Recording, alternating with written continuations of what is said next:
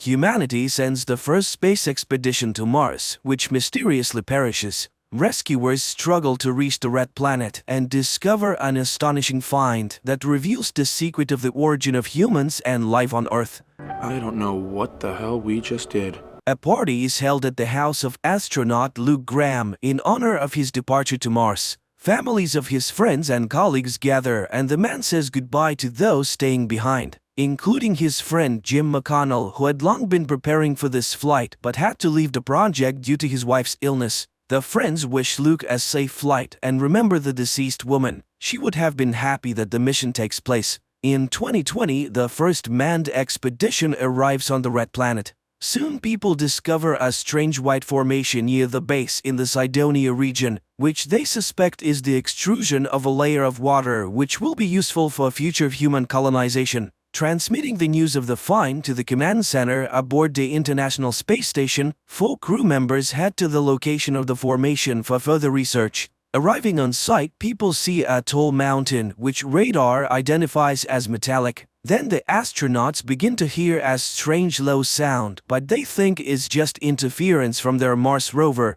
And when they increase the power of their equipment, the sand beneath their feet starts to move. At first, this doesn't cause much concern. The astronauts stay in place, examining the mountain, above which a sand whirlwind is growing. But soon it begins to behave like a sentient being, seemingly examining the newcomers and then attacking them, killing 3 astronauts within seconds, and then emitting a powerful electromagnetic pulse, destroying most of the working electronics aboard the ship. After the whirlwind subsides, a huge human face carved out of dense material appears from under the layer of sand. The space station receives an unintelligible message from Luke, but they do not understand what happened and whether Luke is alive. The leadership realizes that the rescue expedition needs to be organized, but how this can be done technically is unclear. Then Jim proposes a solution to the problem, as he had developed plans for evacuation from Mars. The station commander agrees to consider it but opposes Jim's participation in the expedition because the man refused to undergo tests and left the project. Woody Blake insists on including his friend in the crew, as his refusal to go on the first flight was for a good reason. He was very worried about his wife. Moreover, it was he and his wife who studied and designed the flight to Mars. So Jim knows more about this planet than everyone else, which will undoubtedly help in the rescue mission. Hearing his arguments, the commander agrees, and the rescue ship with a team of 4 people heads to Mars. In addition to Woody and Jim, the crew includes specialist Terry Fisher, Woody's wife, and Phil Ohlmeyer. Along the way, Jim kindly envies the love between Woody and Terry, observing how tenderly they treat each other. Soon, the surface of Mars becomes visible from the ship, and people note that the expedition camp is intact, and even see 3 burial mounds next to the building. It is unclear what happened to Luke. Maybe there was simply no one to bury him. Soon, a magnetic storm covers the planet, and the astronauts can no longer see anything. Command gives permission to land. Woody goes to share the news with Jim and catches him watching a family movie from which it becomes clear that his wife was also an astronaut, and together with her husband, they dreamed of flying to Mars. The ship is preparing to enter orbit around the red planet, but then a swarm of micrometeorites appears in its path, and one of the meteorites punctures the hull, injuring Phil's arm. The station begins to lose air, and Woody goes into open space to find and fix the breach. However, the breach is so small that it cannot be visually detected, and then Terry squeezes out juice which floats to the hole and seeps through it, indicating the breach. However, the crew does not notice another breach in the fuel line of one of the main engines. When the engine ignites, the fuel displaced into space explodes, destroying the ship. The crew has no choice but to quickly don their spacesuits and venture out into open space, hoping to maneuver to the supply module left in orbit from the first expedition. They find the module, but it is moving on a lower orbit than theirs, and too fast. Woody uses up all the fuel in his rocket pack to reach the module and secures a rope to it. However, he fails to stop his own flight and continues to fall towards Mars. Terry, wanting to save her husband, detaches her rope and goes after him. But Woody, realizing that if she continues to try to save him, she will face certain death, removes his helmet and perishes. Crying, Terry watches her husband's body fall to the planet and then returns to the others. The three astronauts land on the planet using the module. Although the module itself will not be able to take off again, the rescuers brought with them new motherboards for the first expedition ship, replacing the burnt-out ones. Upon arriving at the base of the first expedition, they explore it, but find no one. Although the living quarters are completely intact, Jim goes to the greenhouse and is amazed that all the plants are doing well, everything is functioning and working. The astronaut removes his helmet, and in the reflection on the water he sees Luke with an axe attacking him, not believing that this is a real person, not a vision. The man is seized, and only then does he begin to believe that they have come for him. The astronauts understand that Luke is not entirely mentally stable, as he has spent more than a year on Mars in complete isolation from the world. After recovering from the sandstorm attack, he buried the deceased and began studying the strange structure. He shows the rescue team the video recording of the discovery that cost his crew members their lives, and people are astonished, realizing that they are looking at the face of a humanoid. He then demonstrates his most important find, a recording of the sound he heard near the formation. After several months of analyzing the sound, he understood that it represents a diagram of human DNA on a rectangular coordinate system in space. Someone left it here as their signature. But later, remembering how Phil created the DNA of his ideal lover from candy, Jim realizes that this is not a signature. In reality, it is a peculiar test left by the creators instead of a lock guarding the entrance to somewhere. It turns out that the first expedition perished because they answered incorrectly. Instead of complementing the DNA proving that they were humans, the astronauts directed radar at the face. Since the answer was wrong, the structure's security system, the sandstorm, destroyed the intruders. The team heads to the Sphinx, but first they send a robot and transmit a signal with the supplemented DNA through it. A bright light shines from an entrance that appears in the face. Everyone except Phil, who stays behind to fix the ship, goes to the face. Jim gives Phil the order to take off at a precisely determined time, even if they don't return. Then the people enter a white room, the door closes, and the astronauts lose contact with the ship. Soon the room fills with Earth's atmosphere, and the people remove their helmets. Immediately behind them, another airlock opens, and upon passing through it, the astronauts find themselves in a dark room where they see a massive three-dimensional projection of the solar system. Then a hologram of a Martian appears, silently explaining to the people that in the distant past, a massive asteroid struck Mars, destroying the planet's ecosystem, which strongly resembled the Earth's. The Martians had to evacuate their race to other star systems, but they also sent a ship from Mars to neighboring Earth, containing the seeds of future life. Hundreds of millions of years later, multicellular plants and animals appeared on the planet, and no one could explain how it happened. Many years have passed since this panspermia. The new forms that emerged from the sent DNA evolved and became humans. They were supposed to return home to Mars one day so that the Sphinx would recognize them as the descendants of the grandiose experiment. The hologram reaches out to the Earthling, conveying that they belong to the same species. The Martian hologram disappears, and in front of them opens the hatch of a spaceship, on which someone from them can fly to the new home of the Martians. At this time, Phil unsuccessfully tries to contact his friends and prepares for takeoff. The people hear his warning that the storm is getting stronger and will soon engulf the ship. They realize that they need to hurry. But Jim refuses to return to Earth when the opportunity to fly to another galaxy arises. He is sure that this is an invitation and he was born precisely to reach the new world. Jim says goodbye to his friends. Terry gives him a small rocket pendant to remember, which once belonged to Woody, and the astronauts leave. Meanwhile, Phil repeats the call, but not receiving an answer, he hesitates to press the launch button. And Jim enters a light elevator that lifts him onto the Martian ship. The two remaining astronauts barely make it back to the ship due to the sandstorm, and only because Phil, contrary to the order, delays the takeoff. Meanwhile, Jim steps onto a circle that appears before him and suddenly realizes that he can't move as water rises around him. The man braces himself for drowning and holds his breath, but then he takes a breath and starts breathing underwater. He smiles, understanding that this is a new form of life. Images of his past life flash before his eyes, and the man seems to say goodbye to everyone once again. His crew, having taken off, watches through the porthole as the Martian ship with Jim on board flies away at high speed toward a distant galaxy and wishes him a safe journey. This good, kind-hearted science fiction film that was shot many years ago does not stand out for its dynamic plot, but despite numerous scientific inaccuracies, it is interesting to watch and keeps the tension until the last seconds.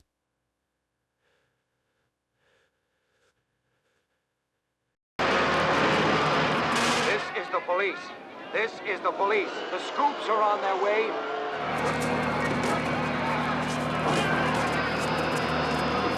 New York 2022. The mindless activities of humanity have led to environmental pollution and global warming, complicating life for mankind. The polluted atmosphere has destroyed nearly all natural wildlife, leaving people to fend for themselves. Natural foods are scarce, and people survive on concentrates produced by the large corporation, Soylent. Their latest product, Soylent Green, is made from plankton and promises to feed everyone. However, it is currently produced in insufficient quantities. New York police detective Frank Thorne lives with his old friend, former police analyst Solomon Sol Roth, who has an excellent memory and serves as a kind of archive for Thorne. Moreover, he has preserved a police reference library to help his friend with investigations. This day begins with a conversation about a recent murder. Saul grumbles that Thorne expects too much from his notes. This isn't the Congressional Archive. Meanwhile, the power goes out. Saul reminisces about the old days when food was real and electricity worked without interruption. But people ruin nature and now everything is dying. The man sits on a bicycle which generates energy for the apartment, while Thorne heads to work, stepping over the bodies of homeless people sleeping right on the staircase of his building. The streets are clogged with old cars that, due to a lack of fuel, now serve as homes for the poor or as venues for criminal meetings. In one of these cars, a young man named Gilbert receives a metal meat hook and instructions for an upcoming job from a criminal world representative. Meanwhile, in the apartment of the wealthy William Simonson, his girlfriend Shirley plays on a machine gifted to her. She is very pleased with a successful move and thanks her master when the security guard Fielding arrives to remind the girl that it's time to go. The couple heads to a store where the vendor sells them expensive products and shows them an item completely unattainable for ordinary people, a beef tenderloin. At this time, Gilbert uses the hook to infiltrate the residential complex for the privileged and ascends the Simonsons' apartment. Seeing the young man, the wealthy man remains completely calm, making no attempt to flee or call for security. Gilbert apologizes and explains that those who sent him can no longer rely on Simonson's silence. The wealthy man agrees with all his arguments and calmly confirms that what Gilbert is about to do is necessary for God. The young man raises the metal hook and strikes Simonson on the head.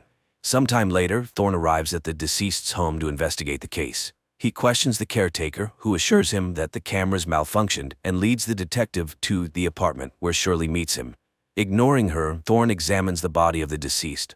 Searching the apartment for clues, Thorne finds and consumes whiskey, beef, and other foods unavailable to him. Fielding talks about the shopping trip, and the policeman enjoys washing his hands in clean, warm water. He then collects the found papers, some pleasant items like toiletries, and the food into a separate bag, taken from Simonson's bedroom. Meanwhile, Shirley is distraught, thinking that if she hadn't left, Simonson would still be alive. But Fielding refutes her certainty, saying that she likely would have died too. Later, Thorne interrogates the girl, examining her hands. He doesn't fully believe in her sincerity, but Shirley assures him that she wouldn't risk her job. The fact is, she belongs to this apartment, like furniture. Now she will wait for the new tenant if he wants to keep her. At this time, Thorne is informed about the arrival of the sanitation crew. He orders them to take Simonson to the dump, but the crew reports that the wealthy man will be sent to the incineration plant. Shirley is saddened by this outcome, as she still remembers her grandmother's proper funeral. Thorne takes the bag of items and leaves. He returns to the apartment, stepping over the bodies of the homeless, and hands Saul gifts he hasn't seen in a long time: clean paper, soap, and pencils. He also lays out a classified Soylent report related to oceanography found in the deceased's apartment. Saul is overjoyed to see vegetables and cries at the sight of meat. The next day, Thorne goes to work. His boss, Lieutenant Hatcher, is unhappy that the case is still unsolved, but the policeman is convinced that the murder was a contract killing. Nothing was stolen from the apartment, there was no security, and the killer used a meat hook instead of a weapon to simulate a simple robbery. Therefore, the first thing the detective decides to do is check the bodyguard, and after tracking the man, he finds his girlfriend, Marta's apartment. Thorne searches the place, notices a spoon on the table stained with strawberry jam, and concludes that this is too luxurious an item for the bodyguard's girlfriend. Returning home, he sits down for dinner, prepared by Saul from the products he brought the day before. The friends savor long-forgotten tastes, and then Saul gets to the report. Studying the books brought by Thorne, he learned about Simonson's biography and his longtime partner Santini, who now serves as the governor of New York. Together they created the Soylent Project, which became very profitable for its developers. Thorne goes to the phone booth on the corner and reports to the lieutenant what he has learned, unaware that the person who gave Gilbert the meat hook is in his office. Meanwhile, a party is taking place in Simonson's apartment, organized by Shirley. Thorne arrives and demands answers to his questions. Shirley can't say anything specific, as Simonson didn't confide in her. However, she does know Santini. Simonson introduced her to him. In fact, Simonson had been acting strangely in recent months, worried and even visiting church. The couple retreats to the bedroom when the building manager bursts into the hall. He behaves very rudely with the girls, and Thorne declares that he asked them to gather to ask questions. The manager is forced to back off, but the upset girls leave. Shirley offers Thorne to stay the night, take a real bath, and enjoy breakfast. She doesn't like being alone and is happy with the man she likes, as the others don't ask her opinion. Thorne agrees to the invitation. The couple takes a shower together, enjoying amenities unavailable to ordinary mortals. Later, Thorne visits the church where the deceased wealthy man had gone. On the porch, he finds a dead woman with a child tied to her hand. Realizing that the mother can no longer care for her daughter, he takes the child and carries her into the church, but the building is crowded with people who have nowhere else to go. Finding the priest to whom Simonson confessed, Thorne tries to question him. However, exhausted by the huge, sick, and hungry flock, the priest only remembers the fact of the wealthy man's confession, not its details. Yet, under pressure from the policeman, he admits that the truth is killing him. It's so monstrous. Thorne returns to the lieutenant, who informs him that the Simonson case is closed, as it's a simple robbery. He asks to rewrite the report, but Thorne refuses to do so, finding everything too suspicious. For refusing to obey, Hatcher assigns Thorne to patrol the streets. That same day, Governor Santini is informed about the persistent policeman who refuses to close the case. Learning about Thorne's visit to the priest, Santini orders his elimination. Fielding goes to confession. Meanwhile, Thorne is patrolling the street where the Soylent distribution center is located. A large crowd gathers, and soon the product runs out, causing discontent among the crowd. The police recognize the danger and try to quell the unrest. However, people start rioting. The killer sent after Thorne tries to get close to him as machines with scoops arrive to load people into the truck beds and take them for processing. The killer shoots but misses, killing a woman standing next to the policeman. The crowd goes wild. The killer tries to reach Thorne, injuring several rioters and wounding the policeman in the leg. Thorne tries to capture him, but seeing the weapon, pushes the guy. He flies straight under the scoop of a machine and dies, depriving the policeman of the opportunity to question him and learn the truth. Nevertheless, convinced of Fielding's involvement in the conspiracy against him, Thorne sets up an ambush in the bodyguard's girlfriend Marta's apartment. The men fight, during which Thorne accuses the bodyguard of killing his boss and implicating the corporation in the attack on the policeman. Finally, he warns the man to stop following him, otherwise it will end very badly. After this, Thorne goes to Shirley. At this time, Solomon brings the oceanographic report to a group of scientists who call themselves the Investigators Bureau. Shirley has just finished bandaging Thorne and offers to go somewhere, but he doesn't know where they could run. Everywhere it's the same: hunger and a dying earth. The girl is upset as the new tenant is arriving today, but the policeman is sure she will please him. Meanwhile, the scientists announce the results of their research to Saul, and it is truly horrifying. Simonson, being a member of the Soylent board, learned everything, and his psyche couldn't handle it. The corporation realized they couldn't rely on him. To prevent him from talking, they eliminated him. Now, before going to the Supreme Council, they need to gather evidence. Saul is so shocked by the discovery that he decides to go to the place where they will help him die. Meanwhile, a new owner moves into Simonson's apartment. He meets Shirley and finds her attractive. That evening, Saul goes to the place, notifying Thorne in a note. The policeman immediately rushes to his friend. Saul is just answering the manager's questions. His favorite color is orange, and his favorite music is classical. The man is escorted to a private room where two young people help the old man undress. He is laid on a couch, classical music begins to play, and scenes of nature that no longer exist. Vanished forests, extinct wild animals, lost rivers, and the beauty of the ocean appear on a huge screen. At this time Thorn arrives at the house of the Lord, and they guide him to Saul's room, but the doors are already closed, and entering is impossible. The detective can only watch his friend's last moments through a viewing window. He watches the beautiful scenes with Saul, marveling at the lost beauty of nature. But Saul notices him and is happy to be able to say goodbye to his friend. Before dying, he tells him about his discovery and begs his friend to find the evidence and reveal the truth. After waiting for the end, Thorn follows the stretcher, carrying his friend's body. The man manages to sneak into the basement, where the bodies are loaded into large trucks, and he climbs onto one of them. Soon the truck arrives at the center for processing human bodies, and Thorn watches as the bags are unloaded and sent inside the factories. The man goes inside and soon finds a conveyor belt that lowers the bodies to a lower level. Thorn follows them, and after tracking the process, the man realizes that Soylent Green is made from processed human bodies. However, the guards spot him, and the policeman has to flee, killing several guards trying to detain him along the way. He soon reaches the city and tries to contact his precinct, but the line is busy. Then Thorn calls Shirley's apartment and asks the girl to stay with the new tenant and just live. Finally, Hatcher responds, annoyed by his subordinate's actions, but Thorn doesn't have time to say anything before he is attacked by the corporation's men, led by Fielding. The man fires back and runs to the church, though he is wounded. However, Fielding rushes after him. He searches for the policeman among the people filling the church, notices blood drops, and follows them, but Thorn attacks first. A fight ensues, people wake up and scream, but the policeman manages to kill his enemy with a knife picked up from the floor. At this moment, Hatcher arrives. Thorn tells him what he has learned and urges him to tell the Bureau members that the ocean is dying, and the plankton from which everyone thinks Soylent Green is made no longer exists. Soylent Green is made from people. So the corporation is intentionally breeding people like livestock. The lieutenant promises to take the necessary measures. Thorn is taken away by paramedics, but the man continues to shout that Soylent is made from people and asks the lieutenant to stop it. The final scenes replay the images shown to the dying Solomon Roth. The adaptation of Harry Harrison's novel turned out to be terrifyingly beautiful and compelling. The most frightening thing is that there is no resolution, nor can there be. Even if people learn the truth, what will change? And the focus of the plot on ordinary people conveys the fragility and insignificance of human lives, which remains unchanged throughout all times.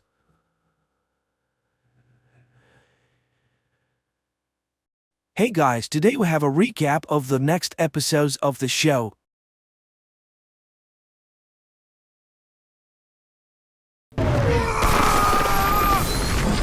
Magne and Vidar are lying unconscious on the pier when an ambulance pulls up. One of the paramedics rushes to Magne with a defibrillator and begins to administer aid.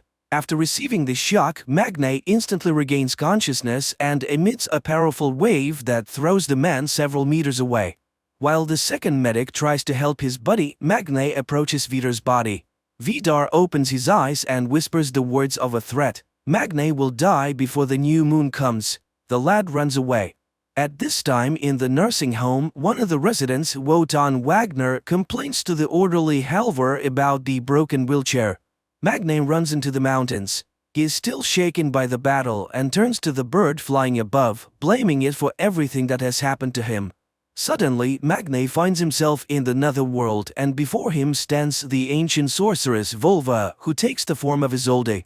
She reminds him that he must now obtain weapons and find friends, for the other gods will surely come to his aid. Volva asks him not to come here because the giants might kill her too. Then she scoops up something from the glowing bowl and blows it in the guy's face. Magne is immediately alone on the mountain. Annoyed, Vidar rushes to his house and tells Ren and Saxa about the battle that took place. In the meantime, a group of young people are hanging out at a table in a street cafe when Magne comes running to them looking for the cashier. No one knows where she is, but everyone raves about Laurid's speech at the feast. Fjord then returns home and announces that he has not killed Gry. Not only that, he's going to leave home and live with the girl he loves. The boy does not want to take part in the coming battle. When he arrives at Gry's house, he announces his separation from his family. Magne reminds Lauritz of the stories of Ragnarok, but the brother does not take these ancient stories seriously. To prove his new identity, Magne bends a metal bat in front of his brother. Lauritz asks for time to think over what he has said. The next day, the head of the Adda police appears on TV and announces that an investigation has begun into util industries for which a well-known expert is coming to town. Lauritz is watching the broadcast devouring food. Suddenly, Turid arrives and she's surprised by his son's voraciousness. In his room, Magne observes an obvious change in his appearance. His muscles are getting bigger and he's getting even stronger. Later, Turid invites the boys to celebrate their father's birthday and shows them a photo of them together. The family goes to their father's grave, where Lauritz makes the statement that the father would obviously be proud of a son who looks like a woman and uses makeup. Here, Magne looks like his father, but Lauritz looks like he's from a different family. Turid smoothes over the unpleasant conversation. On their way home, they meet Erich, and he informs them that by the school board's decision, Magne can return to school. At that moment, Turid asks for help. The car won't start. So Magne pushes the car to the car repair shop, where they are greeted by Harry, the mechanic. And there, Magne gets a clue where he can get the hammer. In the meantime, Vidar is watching a report on TV about the barrels found, while the women take the ancient weapon down. Saxa is annoyed by her refusal to take her in, since she is a member of the family. Agreeing to this, Vidar takes her to the factory and shows her the production when suddenly police arrive. Vidar acts arrogant and defiant, but the girl smooths over her father's behavior at a crucial moment, apologizing for the problems she has caused and promising to do everything she can to solve them. Her father has to admit that she's right. Meanwhile, Magne makes a drawing of Thor's hammer. Turid in the meantime comes to the store and apologizes to Venke for the words she spoke. And the woman asks her to inform his son that he will meet the god on the bridge, for which he must remember Volva's ancient prophecy. Hearing these words, Magne runs to the bridge. He memorizes the first words of the prophecy and tries to read them to passers-by. But everyone just passes by, except Iman, who takes Wotan out for a walk. Magne reads a few lines and the girl continues the text. They go home to Magne and the girl tells him how Wenke activated her powers, saying she was special. Then she tells him to find the chief warrior and help him. Meanwhile, Lauritz arrives at the grill cafe and meets the waiter. He unmistakably identifies the guy as gay and shows his sympathy. Meanwhile, Magne tries to find out about Iman's powers, but the girl can't recall anything supernatural. Back at home, Lauritz shares his hopes with his mother and informs her that young people are coming over tonight to have a party. At this moment, they hear very distinctive noises from Magne's room. Mother and son smile. Apparently, Magne has found himself a girlfriend. But it turns out that the boy, demonstrating his strength, has to put Iman on a chair and lift her up with one hand while she bangs on the ceiling and screams.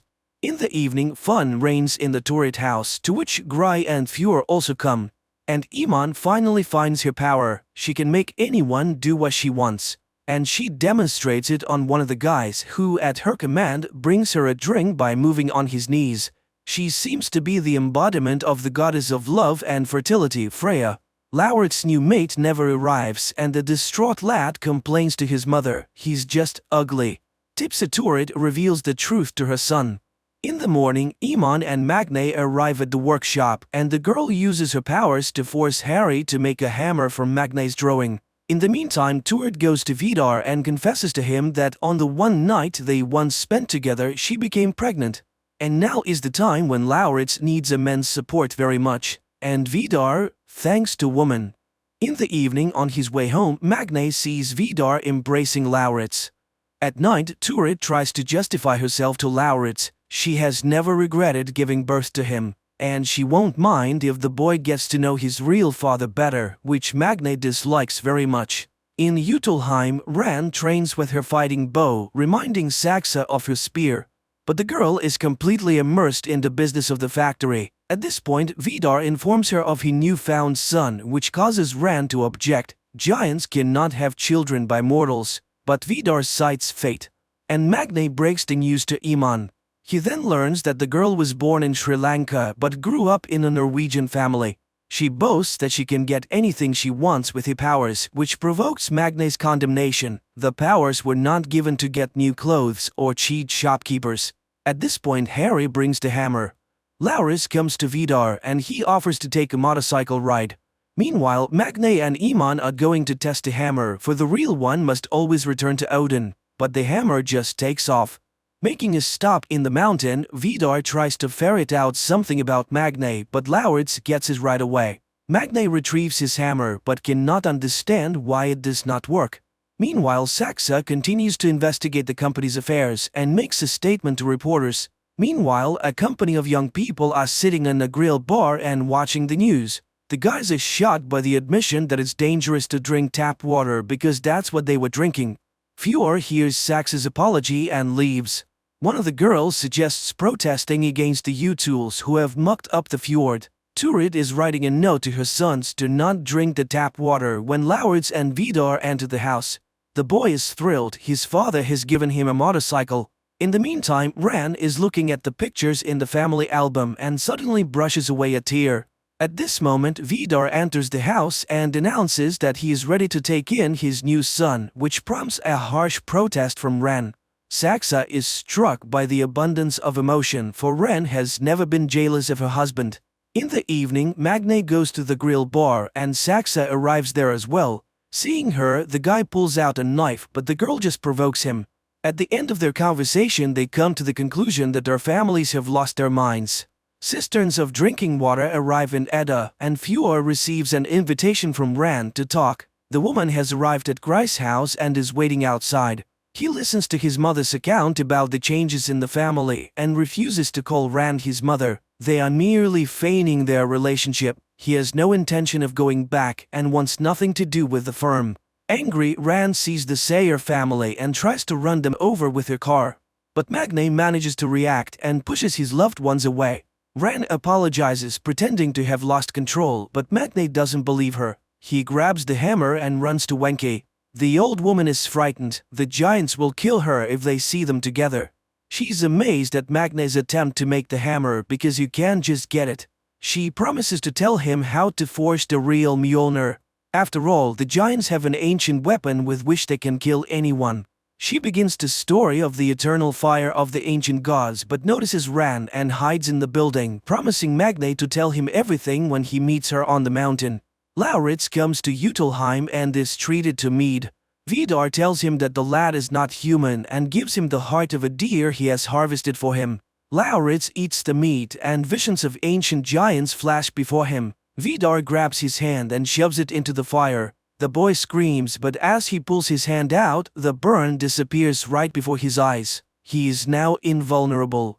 Ran sees this and becomes enraged. While the spouses are quarreling, Lauritz goes to the bathroom and after washing his face sees in the mirror the ancient scoffer, half-brother of Odin and father of the serpent Midgardsorm, Loki.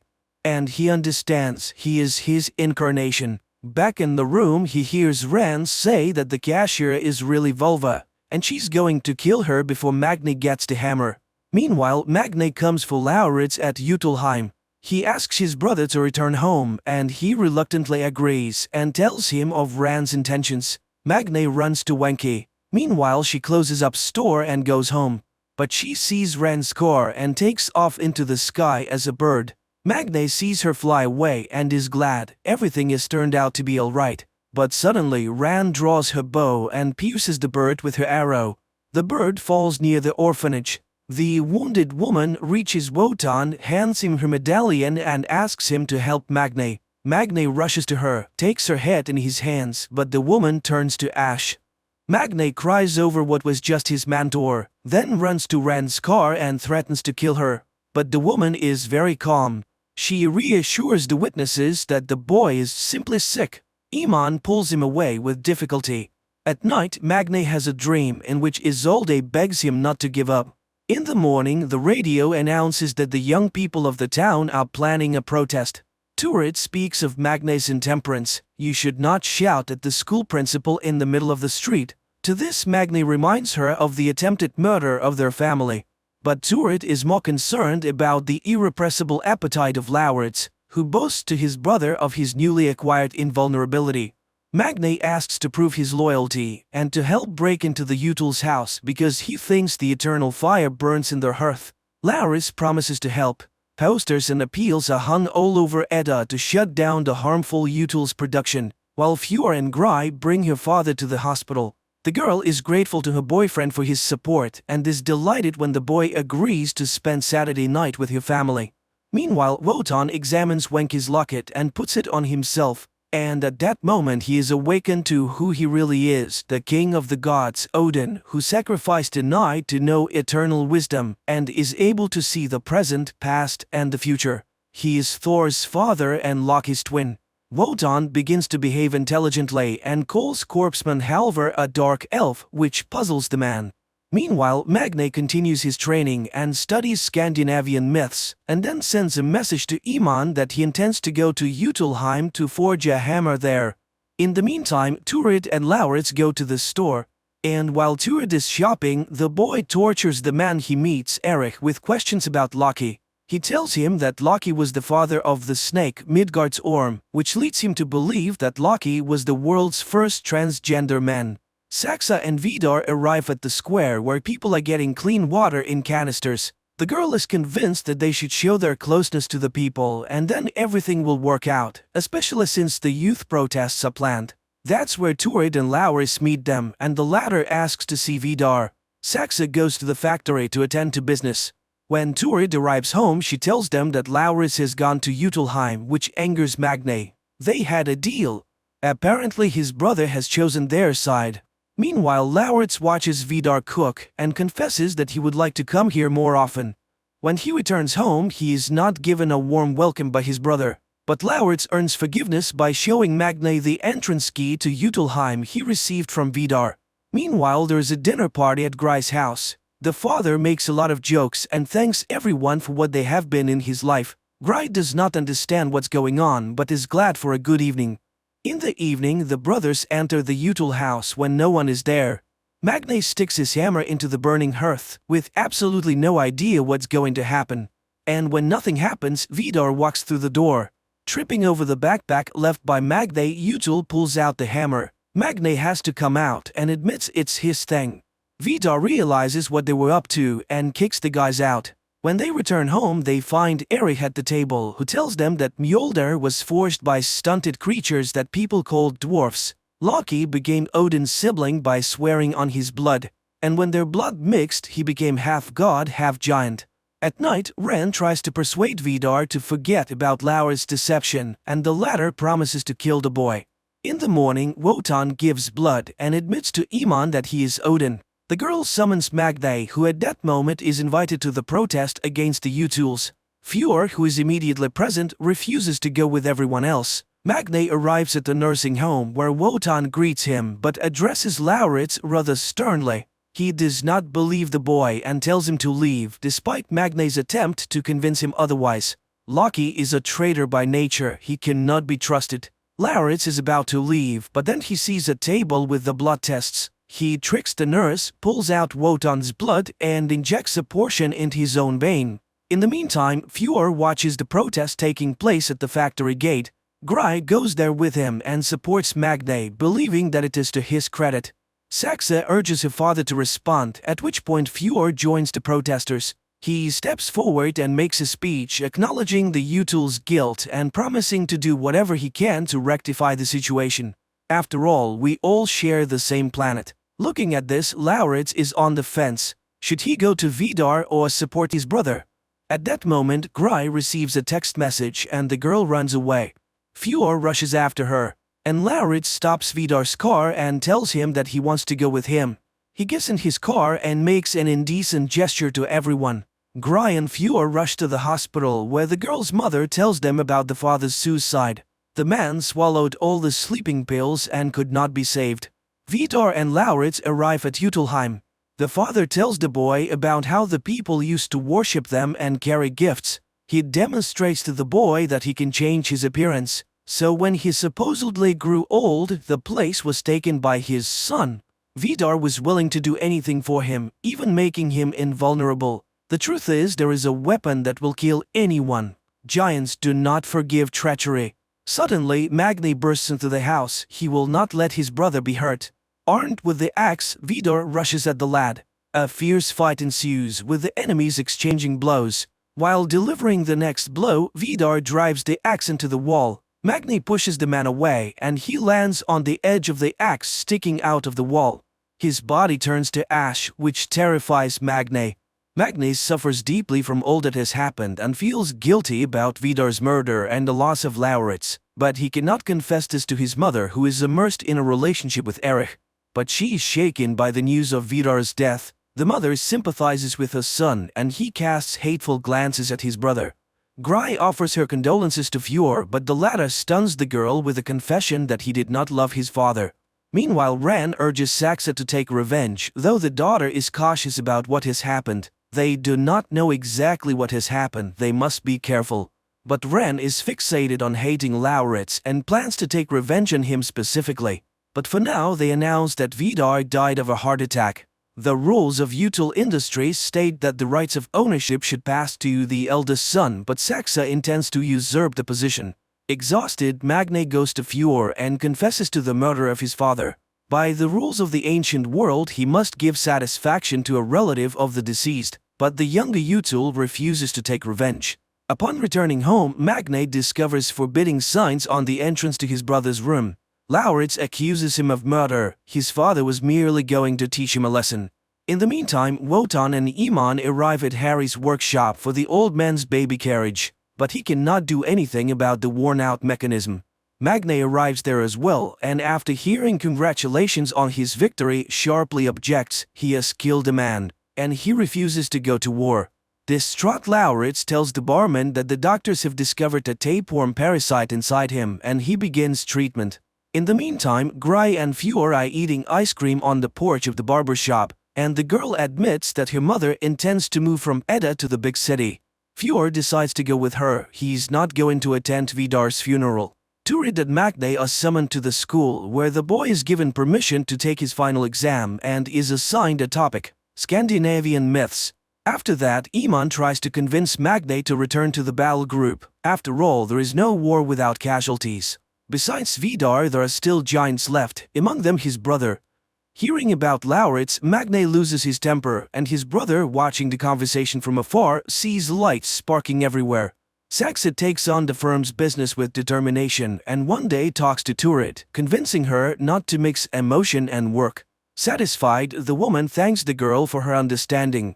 Furious, Iman goes to the sports club, where she notices Harry. The girl challenges him to a fight. The guy dismisses it with a joke. Iman gives him a good kicking, but falling down and swallowing blood, the boy gets up again and again. He never gives up. Later, Iman leads him to the old man. She has found the fighter. Apparently, his soul used to live in the body of Tyr, a god of war known for his courage and strength, who lost his arm in a battle with the wolf Fenrir, sacrificing himself to save his friends. Meanwhile, the youths discuss a protest against the Util factories and invite Magne to participate, not noticing Saxa, who enters the cafe. The guy is uncomfortable in front of her, but he doesn't know how to stop the conversation. It is Saxa herself who does this. Magne apologizes for losing a father, and the girl accepts the apology. At home, Lauritz takes his medicine and remembers Vidar bitterly. The mother tries to reconcile the brothers, and while Lauritz agrees to hug his brother, he is twisted in violent pain. The boy is taken to the hospital, and the doctors are shocked to see the size of the parasite inside the man. He undergoes surgery, but the worm survives. The doctors intend to examine it because they have never seen anything like it before, but Lauritz intends to keep it. That evening, Fjord and Saxa meet in a secluded spot to discuss the matter. Fjord speaks of Magne's guilt and of his intention to leave with Gry. His sister accuses him of cowardice and she leaves. The day of Vidar's funeral arrives. Magne announces that he's not going to the funeral, but his mother asks him to do so for Lauritz's sake. At this point, the boy leaves the room. He has changed his image again and now looks very much like his father. Magne runs away, unable to see his brother. He comes to the mountain and asks for his powers. He has killed the man and lost his brother. Receiving no answer, Magne goes to the church, where he's rebuked by Lauritz, who sits in the pew of the Util family. The inhabitants of Edda sing psalms, remembering Vidar, without noticing the storm that is coming upon the city. The priest reads a scripture recalling the son's duty to his father, and this is heard by Fjord, who does come to the funeral. Suddenly there is a thunderclap. Magne prays for his powers to be taken away, and Fjord goes to his father's coffin. And the moment the coffin is carried out of the altar, there is a tremendous thunderclap, and all the panes of glass fly out of the windows. Later, Gry and her mother pack up their belongings. The girl waits for Fjord, but he does not come. Instead, it's Magne who comes to say goodbye to the girl. She then goes up to Fjord's house to fetch him. But suddenly he refuses to go. There is something more precious than her. Seeing the change in his eyes, Gry runs away and asks her mother to leave quickly. The younger Utul goes to the top of the mountain and pulls out the ancient Vidar world axe buried there. The monstrous serpent Midgardsorm is the spawn of Loki. Thor defeats the serpent in the last battle of Ragnarok. Magne wakens from a terrible dream. Isolde looks at him with a reproachful look. He falls down the stairs. He cannot see a thing. Turid brings him his spectacles. Magne understands what has happened. The strength has failed him. That same morning, Saxa admonishes Ran. The woman is abusing alcohol, and Ran wonders whether the girl is indifferent to Vidar's death. The girl nods in agreement. She does not feel anything. She hurries to the factory, but when she enters the floor, she finds Fjord at the desk. He has assumed the duties of the supervisor according to the statute. He exposes Saxa and removes the photo with Gry. Magne goes to Wotan, but he chases the weakling away. Neither Iman nor Harry recognize him anymore. Grieving Lauritz goes to Utilheim, where Rand demands his key back and confirms that Vidar intended to kill him. Meanwhile, Magne is preparing for the exam when Erich makes a remark. The guy puts too much emphasis on this story everyone already knows. It would be much better if you looked at those events from a modern perspective. Magne objects. If good triumphs over evil, it becomes evil itself. Erich is pleased. The moral of the myths is very interesting stuff. At this point, Iman discovers her English grades and becomes indignant. Her language skills are perfect. The grades are all wrong. The girl goes to Ran and uses her powers to get her grades corrected. Meanwhile, Turid discovers that Lauritz has some kind of monster in the aquarium which she finds disgusting. Magne learns that Iman has used her powers to change the grades. He reminds her that the powers are not for personal use. But the girl retorts, he's nobody now, and she does not care what he thinks. Turid demands that the creature be removed from the house, but she is forced to agree to her son's wish when he reminds her of the loss of his father. On his way home, Magne witnesses Harry beating up a guy who wanted to cheat and did not pay for gas. He intervenes but again receives a reminder that his opinion is no longer valued. Later he asks Lauritz to forgive him for he sincerely wanted to protect his brother. He renounced his powers and they were taken away. The brothers embrace, but Loki refuses to help in the battle. Fjord begins to run the firm's affairs with an iron fist and fires Turid for personal reasons. Upon learning this, Magne rushes to the factory and attacks Fjord, oblivious to the fact that his powers no longer exist. Utul ends up beating him and leaving him lying in the parking lot, telling him he doesn't even deserve to die. The battered lad goes to Wotan and asks for permission to rejoin the ranks of the fighters on the condition that he won't kill, but he's reminded that there is no other way of doing it. After Fjord's return, Ren takes his side, especially since Magne has lost his powers. Now the company is the first priority. Saxa is against the new policy, but nobody listens to her. Magne's new sympathizer Signy urges the guy to keep fighting Util Industries while Saxa convinces Lauritz to vote against Fjord. After all, he's a member of the family. In exchange, she offers him the key to Utilheim and money. In the evening, Lauritz comes to the Utils and Fjord has to greet his brother. Meanwhile, Magne goes for a run and sees the installation of the stone on Isolde's tomb. After dinner, Fjord inquires about Lauritz's expectations. He reminds him that Lauritz is also a giant. Fjord is willing to buy his vote because he has much more money than Saxa does. Ran takes Lauritz home and warns him to stay away from her family. Lauritz scoffs. Even as a bastard, he is related to Vidar, while the others are not really family. The whole thing is a farce to those around them as they are barren. Enraged, Ran follows him into the house and attacks Lauritz. Magne tries to help but to no avail. Ran openly promises to destroy his family for the powers have left Magne. But suddenly Turid comes home and Ran leaves. Magne decides to do what he can to win the war and returns to Wotan to regain his powers. Wotan reminds him that his greatest weapon is Mjolnir, his only chance against the giants. Magne agrees to lie to Lauritz and get the key to Utilheim. The team of warriors go to the Util's factory as Odin reminds them shortly before that they have everything they need to make the hammer, Volva's feather and Ran's arrowhead. At the mention of the dwarf's name, Halvor enters the room. All that remains is to find the eternal flame, which can only be found somewhere in the factory. Once inside, the team goes to the old warehouse, but suddenly they see guards. Wotan, Odin, is summoned to divert their attention while they forge the hammer. The old man comes out into the light and pretends he can't walk. The guards are puzzled, but remembering their orders to guard this building particularly closely, they take the old man to the gatehouse, reporting the incident to Fjord. Harry intends to break the lock on the warehouse, but Magne pulls out the key he snatched from Lauritz, lying that he intends to impress Signy by hanging a protest banner in the Util warehouse. Once inside, the team begins looking for the fire. But there's no such thing in sight.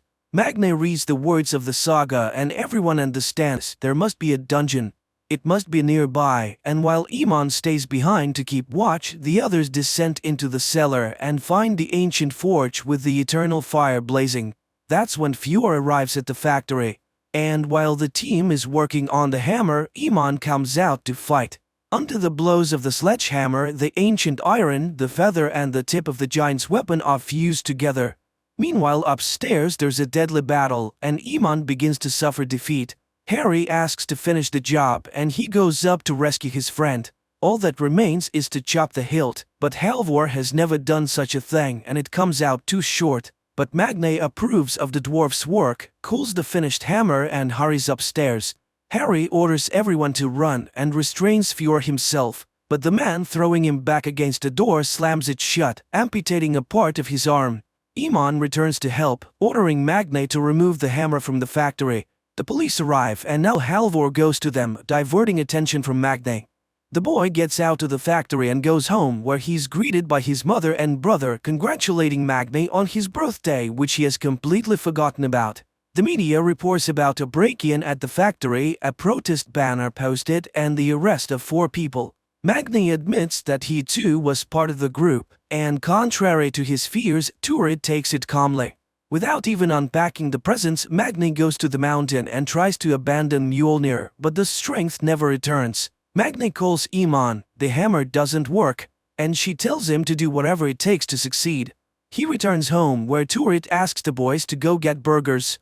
They go to a cafe where Signy approves of the action, and Lauritz tries to get the bartender's attention. At this time there is a report on TV about the impending closure of the Util factories because it has been proven that the production has polluted the environment. In addition, tax evasion has been revealed. Saxa also listens to this report. She tries to rectify the situation and asks for a press conference. Meanwhile, the director of the orphanage fires Iman and Halvor, which provokes protests from the residents. Wotan gives a fiery speech thanking the real heroes and sings the national anthem in their honor. Magne is trying to figure out what to do with Mjolnir when Turid asks her to bring Lauritz things.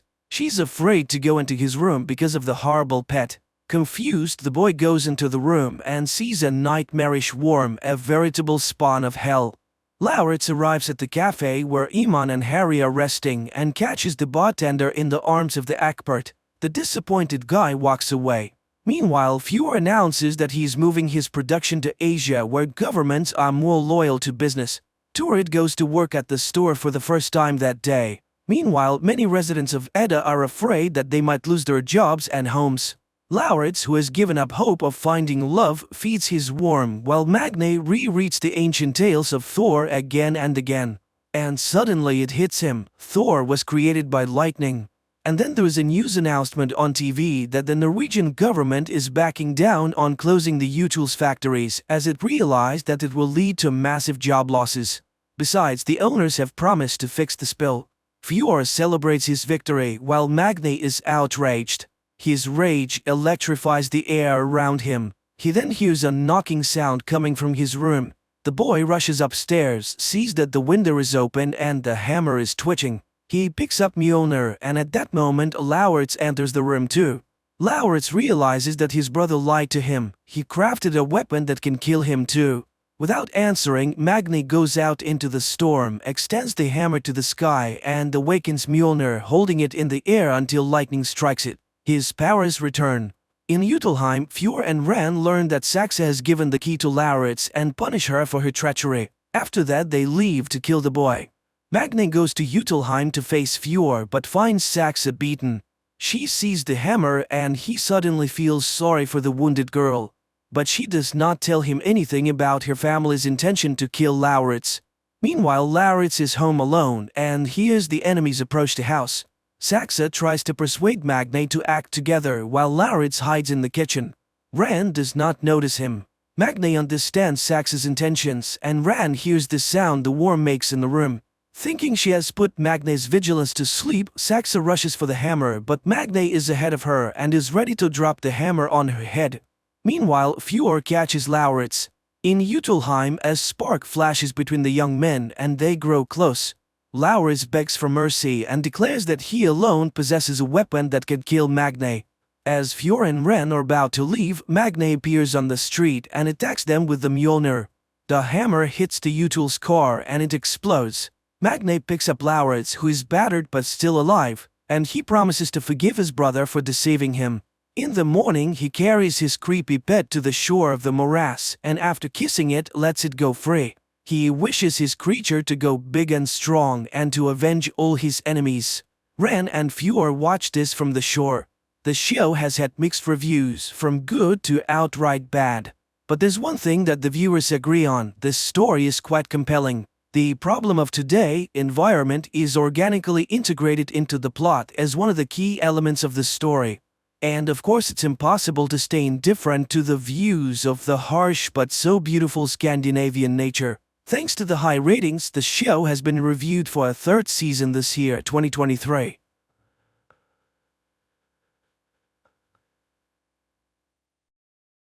An alien race from the depths of space colonizes Earth.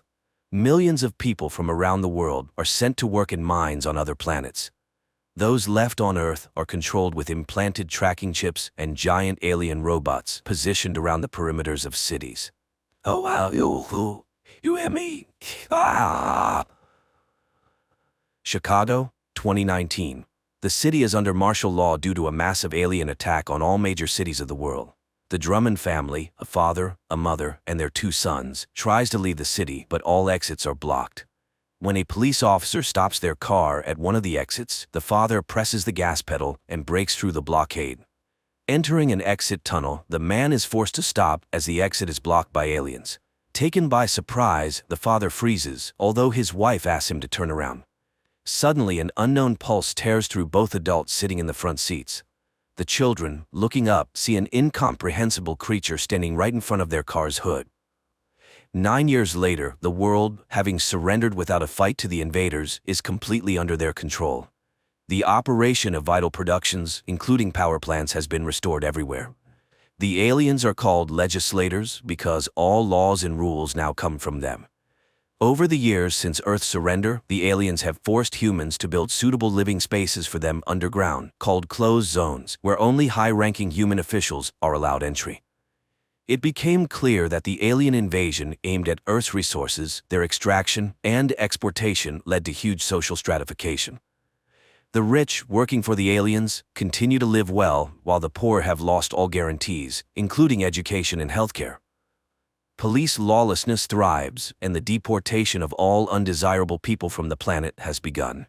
The alien systems block all communication lines, so people know nothing about the life of other cities and countries. Amidst this wave, a resistance emerged, planning an attack on the closed zone in Chicago. But the plan failed, the zone was unharmed, and the fate of the rebels remains unknown, although the police assure that they were all eliminated. And this was supposed to be the first spark from which a flame would ignite. 9 years after the failed uprising in Chicago, the police monitor anyone who raises even the slightest suspicion. Detective William Mulligan reviews video recordings from Gabriel's apartment, whose brother Rafe died in the uprising and was posthumously named a hero of the resistance. The guy goes through his usual morning routines, then wakes up his girlfriend, showing her a photo taken on the other side of the lake, where visiting is now prohibited. But the girl does not want to believe in a change in their lives and asks not to invent the impossible. Gabe leaves the house where his friend, who has obtained and repaired a boat, is already waiting for him, so they can sail out of the city tonight. But Gabe reminds him that he is under round-the-clock surveillance. Meanwhile, Mulligan reviews the newspapers and sees an advertisement for the Phoenix fire suppression system, after which he goes to his old friend Jane, who now runs a brothel. At the entrance, he sees the Phoenix emblem on the wall and notices the police chief. The owner greets Mulligan as a good friend and hands him a gift box, mentioning the Donnans and their gifts. Returning to the police station, he shares his findings. Phoenix exists and is preparing something for the New World Masters, but his partner does not believe that anyone could have survived the last purge. At this time in the subway, two resistance members meet because the newspaper advertisement is a battle readiness order given by their leader, whom they call First. He has learned that there is an entrance to the zone through the stadium, and soon there will be a Unity Festival, which high-ranking aliens will attend. The only thing left is to infiltrate. The next day, Gabe goes to work, having passed through the recognition system, since every person now has an identifier chip inside. The guy works in a data restoration center where he views millions of private videos a day and checks browser history requests. He sends all the collected information to the Central Information Center and destroys the carriers. Later, he receives a cigarette containing an unknown substance from his colleague and hides it behind his ear. After work, Gabe exits to the outside with a crowd of other workers and sees arriving guards grab and lead away one of the women. At the same time, an alien transport ship is sending off another batch of people as slaves for the alien mines from Earth. And around the perimeter of the city stand giant alien robots to prevent people from escaping. Gabe goes to the boat but is horrified at the sight of the weapon in his friend's hands. If they get caught, they will be instantly destroyed. Their scuffle is interrupted by the appearance of Mulligan, who orders Gabe to get into his car. He reminds the boy that he was his father's partner and now asks not to repeat his brother's mistakes and make the right choice. Gabriel has no information about Phoenix, and he does not intend to snitch, so the conversation goes nowhere.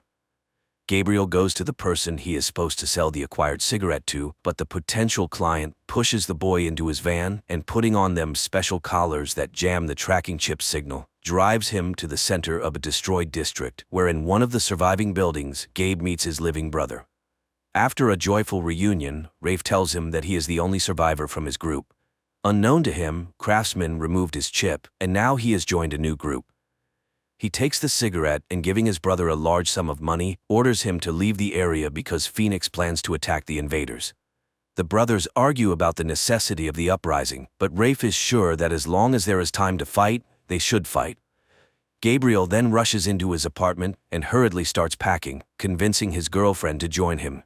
The girl tries to persuade the boy to stay, and seeing the money and learning that Rafe is alive, asks the boy to think carefully, as they could then be recorded as accomplices. The couple argues, unaware that the police are closely listening to their conversation. Gabe leaves alone, but immediately encounters Mulligan, who was following him. Gabriel runs away from Mulligan and hides in the secret passages underground. He puts on the remaining collar, and the aliens' drones do not lose sight of him. Mulligan returns to the station, where he has an entire room dedicated to Phoenix, and notes that Rafe might be alive. At this time, Rafe's carrier pigeon reaches the recipient, and the information is passed along the chain to a secret IP center, where upon entering the received numbers, its worker displays Phoenix's target, an official who will gain access to the closed zone that day. The newspapers immediately publish Phoenix's announcement, and the group members receive the call. One of them, working on the radio, plays a conditional track heard by a man with a dog, who immediately takes her for a walk. Her bark is heard by a mechanic girl who rushes to her car. Later they arrive at an underground clinic where a doctor performs complex operations to remove the tracking chips. Then, he hands over the chips extracted from law-abiding citizens previously deceased from diseases, as well as special containers that need to be kept in the mouth, so they too will be recognized as law-abiding citizens. Meanwhile, one of the resistance members, serving as a priest, meets with Rafe. The pair goes to an arms dealer and receives invisible explosive material from a girl extracted from a crashed alien ship. If attached to an organic carrier's skin or hair, scanners will not be able to detect it. Later, the resistance group gathers together. The leader distributes containers with new chips and shows a photo of the person who will go to the aliens. Lastly, he hands out poison capsules to everyone, which will help avoid being captured alive by the enemy. The group freely enters the festival and attaches the invisible alien explosive device to an official. He goes to the arriving aliens and explodes with them. The city is immediately locked down, and the police block the streets to find the attackers.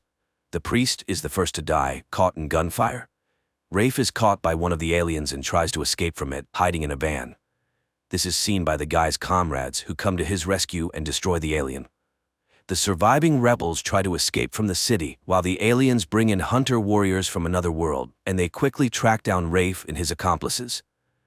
Enraged, the legislators prepare to destroy the district where, according to their information, the resistance is based. Mulligan tries to persuade the police chief, who is heading to report to the aliens, not to allow this because he needs time to catch the suspects. But he is reminded that the decision is made and his search interests no one. Raids begin in the city, during one of which Gabe is captured, while his brother and two of his comrades reach the station and board buses 2 minutes before the expiration of the chips from law-abiding citizens. But when it seems they have managed to escape, the buses are stopped by the hunters. Realizing his capture is inevitable, one of the group takes the poison capsule. The mechanic girl attacks a hunter and is instantly vaporized. Rafe tries to run but is captured and brought to the police, where his brother is being interrogated at the same time. Mulligan shows him how Rafe is tortured to make him talk about Phoenix and give up first. Gabe learns that the city is preparing for destruction and agrees to send a message to the leader. He is brought to the surviving members of the resistance, and hearing that the guy allegedly knows ways into the zone, they agree to connect him with first. Gabe is brought to Jane Doe, who is number 1 and the leader of the resistance in the city. Upon seeing the boy, the woman calls him by name, which confuses Gabrielle, and at that moment, a police squad raids the brothel and kills Jane. The investigation reveals that Jane had installed listening devices to record conversations with police officers she served to gather secret information. Later, during a briefing with the aliens, Mulligan names the members of Phoenix who, learning about the death of First, voluntarily left this life. Before the invasion, Jane was a history teacher and changed her profession to gather secret information.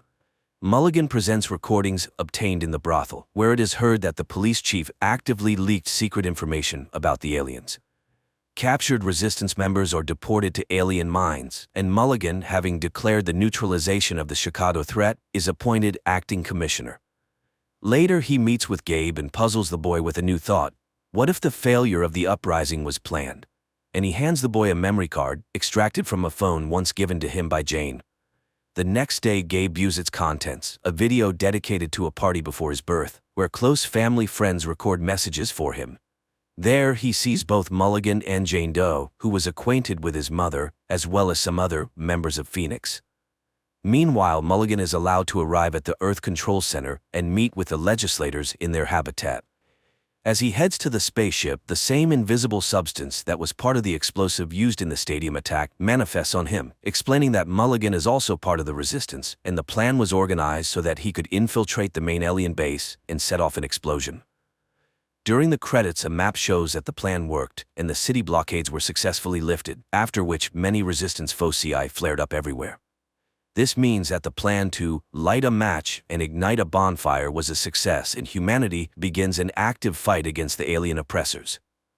Despite the film being labeled as science fiction, the message here is quite realistic. How will humanity behave when it realizes the possibility of its total occupation? Also, the filmmakers draw belief in victory from the history of humanity, using Lenin's motto, "A spark will kindle a flame." The struggle, the underground conspiracy, the film is full of revolutionary stylistics, and it watches like a real political thriller.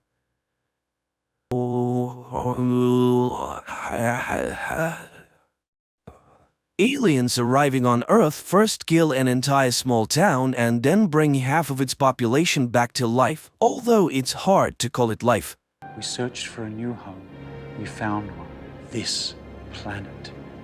Somewhere in Pennsylvania, in the small town of Berridge, a family sits down for dinner. Suddenly, there is a loud bang outside. The lights go out and people briefly come to their senses before dying. Later on, exobiologist Lauren Stone hears news reports on TV about a powerful explosion in Berridge that killed the entire population of the town, 1,300 people. The air in the settlement is poisoned by some toxic substance, and the theory that the explosion occurred at the local chemical plant becomes increasingly popular. Lauren takes a bath and remembers herself, her father, and a field she used to run through. Her memories are interrupted by the arrival of the military, although Lauren does not quite understand how she can help with the investigation. Colonel Emmerich introduces her to astrobiologist Santiago. Geologists confirmed that the accident was the result of a meteorite impact which released a deadly gas. That's why they were invited to the crash site. The military will be grateful for any evidence they find that can shed light on the nature of the incident.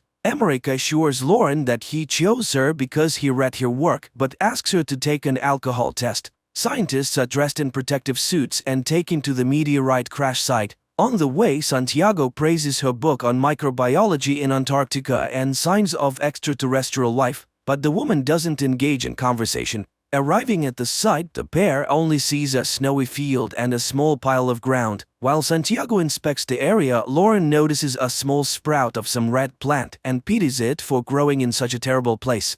Upon arriving home, Lauren begins to search for similar cases and finds mention of a similar incident. In 2013, a meteorite exploded over the city of Chelyabinsk in Russia, and an interview with the local resident was filmed by American television. She recounted that after the meteorite fell, a poisonous gas spread throughout the area, causing many people to die. It was also said that a very large tree grew at the site of the impact, around which all living things died. The tree was cut down and information about the incident was kept secret. In the postscript to the interview, journalists reported that the woman was killed almost immediately after it. The next day, doctors begin to perform an autopsy on the man who died in Burridge, and at first everything looks completely normal. But when the doctor makes an incision, a strange blue liquid begins to seep out, which then returns to the body after a short time and the wound heals. But even more surprising is the resurrection of the man who suddenly sits up on the table and silently looks down, not reacting to the voices of those around him. The man has no pulse or blood pressure and his body is cold. In other words, by all indications, the man is dead. Suddenly there are cries behind the door. It turns out that another 40 people suddenly opened their eyes and came back to life. The doctors tried to get some kind of reaction from the resurrected, but to no avail. They are all residents of the town center who not only inhaled the poisonous gas but also ingested some substance that led to DNA transformation, and the only thing the resurrected do is occasionally turn around. Meanwhile, Lauren tells Emmerich about the Chelyabinsk meteorite, but the people in Russia were also victims, which means that this is someone's terrible plan. But the colonel does not believe in conspiracy theories. Later, a government commission discusses the incident and proposes simply destroying the bodies before it's too late. But to get answers, all the data must be carefully studied, otherwise Manhattan could be next. Later, the woman buys alcohol and drinks it while sitting in the car, reminiscing about a trip she took with her father to a secret place. The next day, Lauren goes to a room where the revived people are sitting and, selecting a girl, tells her about the book her mother used to read to her when she was a child, who has long since passed away. At that moment, her phone rings and a photo of the red plant from the scene of the incident appears on the screen, and the girl suddenly grabs Lauren's hand. The woman tells her colleagues about this and suggests that the plant is to blame. Santiago notices that all the survivors are looking in one direction, to the north, where the crash site is located. And then the colonel confesses that they found a sapling, but they don't know what it is because the plant is huge and continues to grow. The thing is that the area is sealed off and the plant was only noticed when it became visible from a distance. It turns out that it wasn't a meteorite that fell on the ground, but a huge seed. A team of scientists is sent to the site, taking one of the revived with them. They bring him to an unimaginably huge tree on a cart and watch from a distance, but he remains motionless. And when people have lost all hope, the man in the wheelchair suddenly moves, raises his head, looks in surprise at his hands and the snow under his feet, and then he admits that he can't survive in the Earth's environment, so he will stay here. Upon returning, Lauren reports that the tree is generating the necessary environment for its survival, including the air that is toxic to humans. The aliens arrived on Earth through special portals that scientists call wormholes. She is bombarded with questions, revealing that she has had problems with alcohol and prohibited substances. Later, a psychotherapist calls her answering machine, who was waiting for her at the session as part of his sentence. They were supposed to discuss her childhood memories that are haunting her, but she didn't show up. At that moment, her father shows up at the door, but Lauren is not pleased to see him. He tries to start the conversation and recalls how on her 8th birthday she asked for a scientific laboratory and they gave her an old barn. However, her obsession with space spiraled out of control and her mother became worried. Sometime later, the Colonel summons Lauren again. The alien wants to speak, but only with her, as he sees her as a friend. They have prepared a list of questions and ask her to find out where they came from and why they came. The alien explains that their home is no longer suitable for their species. They were searching for a new home and found it using coordinates received from a human with the call sign Supernova 94.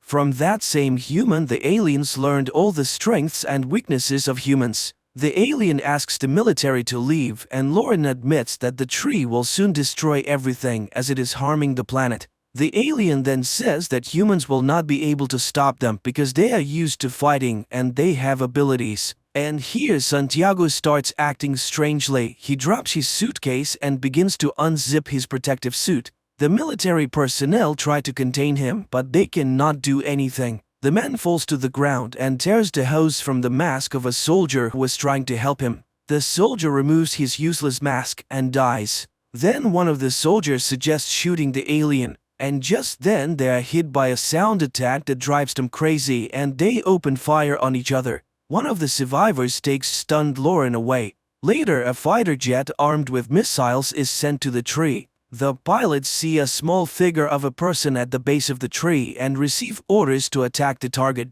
But suddenly an impenetrable dome covers the tree. The missiles explode, causing no harm to the tree. Meanwhile, the news reports that the FBI is searching for a person with the nickname Supernova 94 who seems to be responsible for the expansion. People around the world tell stories about strange sounds that occasionally come from unknown sources. In some places, smoke emerges from the ground, killing all living things. People pray day and night, and martial law has been imposed in many countries. The earth trembles, crops die, and vegetables rot in the ground. One day, Lauren goes to her father's house, but first she approaches the locked barn, which has a sign that reads Lauren's laboratory. But after looking at the house, she walks away and heads towards the tree. For many years, she has been tormented by the question of who or what she is. The end of the world is approaching, but she feels relief, as if she will finally live freely. And she plans to find the truth right here. She meets the alien who tells her that the tree is undergoing transformation. Feeling the tremble under her feet, Lauren lies down on the ground and listens to the hum of the planet. The time has come, new life is growing, and all of this has happened because of her. And finally, Lauren remembers the day when her father brought her to a secret base where an unidentified flying object had been brought down.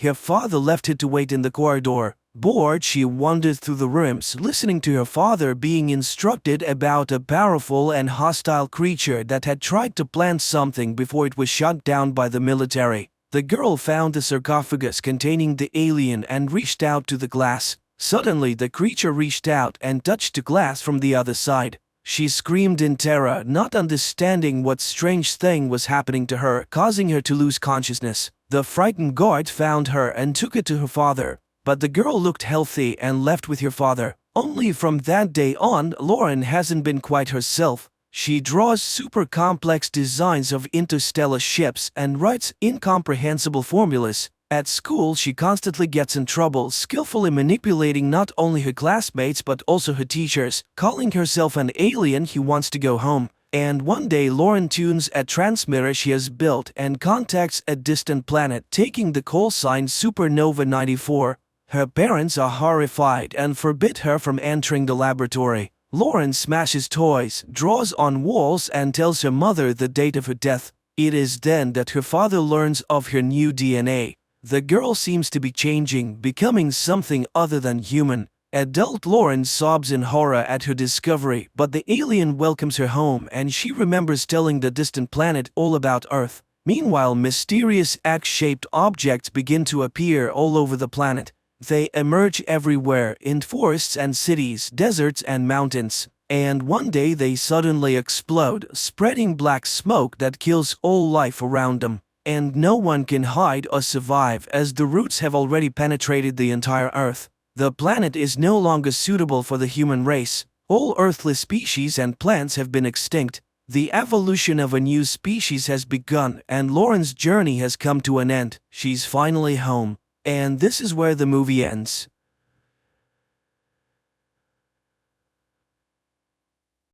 Sunny Atlanta. The 13th day of quarantine in the city is on the brink of extinction. Panic and horror surround those who have managed to survive. No one understands how it will all end, but how did it all begin? 2 weeks before the current events. An ordinary day in Atlanta does not portend anything unusual. The city is bustling with life. Elementary school teacher, Caddy Frank, brings her students on a field trip to the local hospital. At the same time, on one of the floors of the clinic, Dr. Sanders finds herself in quarantine due to an unknown illness. The woman remembers that shortly before the first symptoms appeared, she had contact with a patient from Syria who was sick.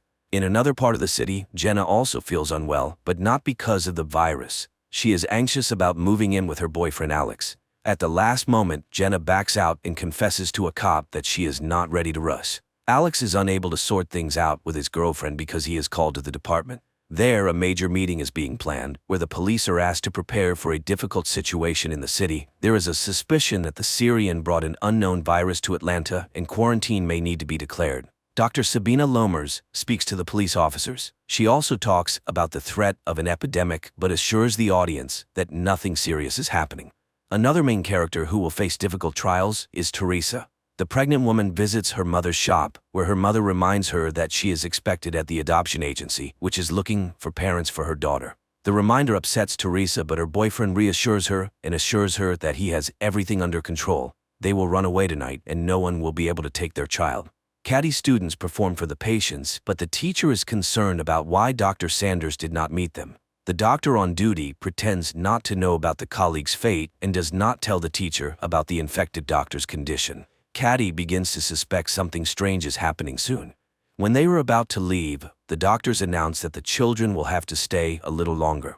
The hospital is under quarantine and everyone must undergo a thorough check. Dr. Lorms arranges a secret meeting with Alex and asks him to take the situation under personal control. She admits that she has extensive experience but has never encountered such a virus before. According to the expert, the danger threatens not only Atlanta but the entire world. On-call officers are sent to the Zero patient's home, from where the doctors believe the epidemic began. Cops protect themselves as much as possible with shields and gloves and convince the patient's relatives that they should also take safety measures. The boy is in serious condition and is taken to the hospital despite his attempt to escape. Caddy realizes that her son and his friend Thomas have run away. The teacher goes in search of the boys just as the Zero patient is being brought in. The woman notices the patient but refuses to leave the corridor until her students are found. Officer Jake Riley volunteers to help Caddy. Together they search for the missing boys, and the pair witnesses an even more terrifying sight: the bodies of Dr. Sanders and her fiancé. Fresh news reports indicate that the situation has worsened. The Zero patient died after a severe period. The cops also learn about what happened to Dr. Sanders. But more frightening to the police is the fact that all the emigrants' relatives were also infected. This means the virus spreads very quickly and kills the host within 48 hours. Caddy finds the boys in a rat lab. It seems the danger is over, but the doctor informs her that the quarantine is extended for 2 days and no one will be able to leave the hospital earlier. During the report, Dr. Connor informs the police that they have identified the virus. He assures them that traces of the pathogen were found in the Zero patient's personal belongings, and it all looks like an attempt to deliberately cause an infection. Teresa arrives at the train station to leave for her boyfriend's relatives, but unexpectedly, the train refuses to take new passengers and passes by. Upon learning that Jake is locked in the hospital, Alex directly asks Dr. Lorms about what is happening.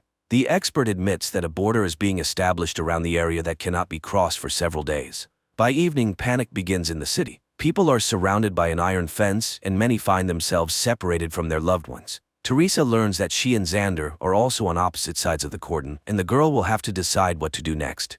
Despite the measures taken, the number of infected continues to grow. At night, experts conduct an autopsy on the Zero patient and discover that the virus affects all vital organs. Furthermore, there is evidence that it takes only 48 hours from infection to the end. There is no chance of recovery, and if a vaccine is not found soon, the world faces serious trouble. Alex manages to contact Jenna and asks her to stay in a safe place. The girl decides to lock herself in her office. Returning to her mother's shop, Teresa calls Xander and tells him that she is okay. Despite this, the boy promises to find a way and get to her through the dangerous fence. Jenna is joined by her colleagues who did not manage to leave the city. Meanwhile, the girl's fiancé receives a warning that he should not break the rules due to personal attachments. Jake is asked to help the doctors sort through the belongings of the sick to find their relatives.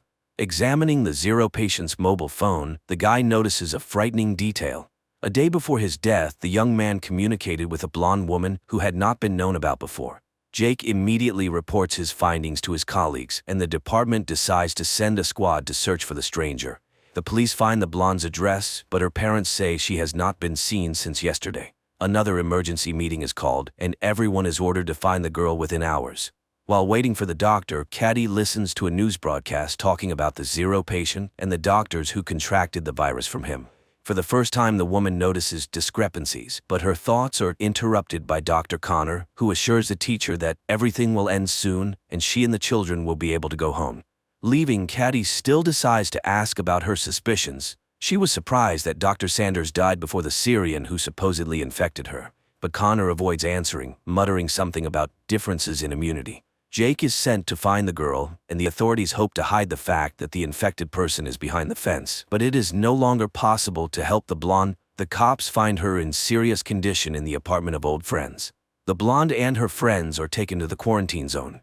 But Lorms admits to Alex that the situation is too serious. The virus spreads faster than they could have anticipated. Alex calls his fiancée to reassure her, but he does not dare to tell her what the city is facing. The police have been ordered to strengthen the cordon and use weapons in case of violations. More people with symptoms of infection continue to arrive at the hospital. Among them, Jake sees many children, but the doctor says that this is not the worst. The hospital is running out of free beds, and soon there will be nowhere to isolate the sick.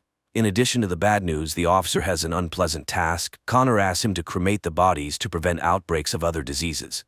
Another problem for the authorities is Leo Green, a local journalist. He continues to publish panic-inducing videos, and Lormes instructs Alex to stop the provocateur.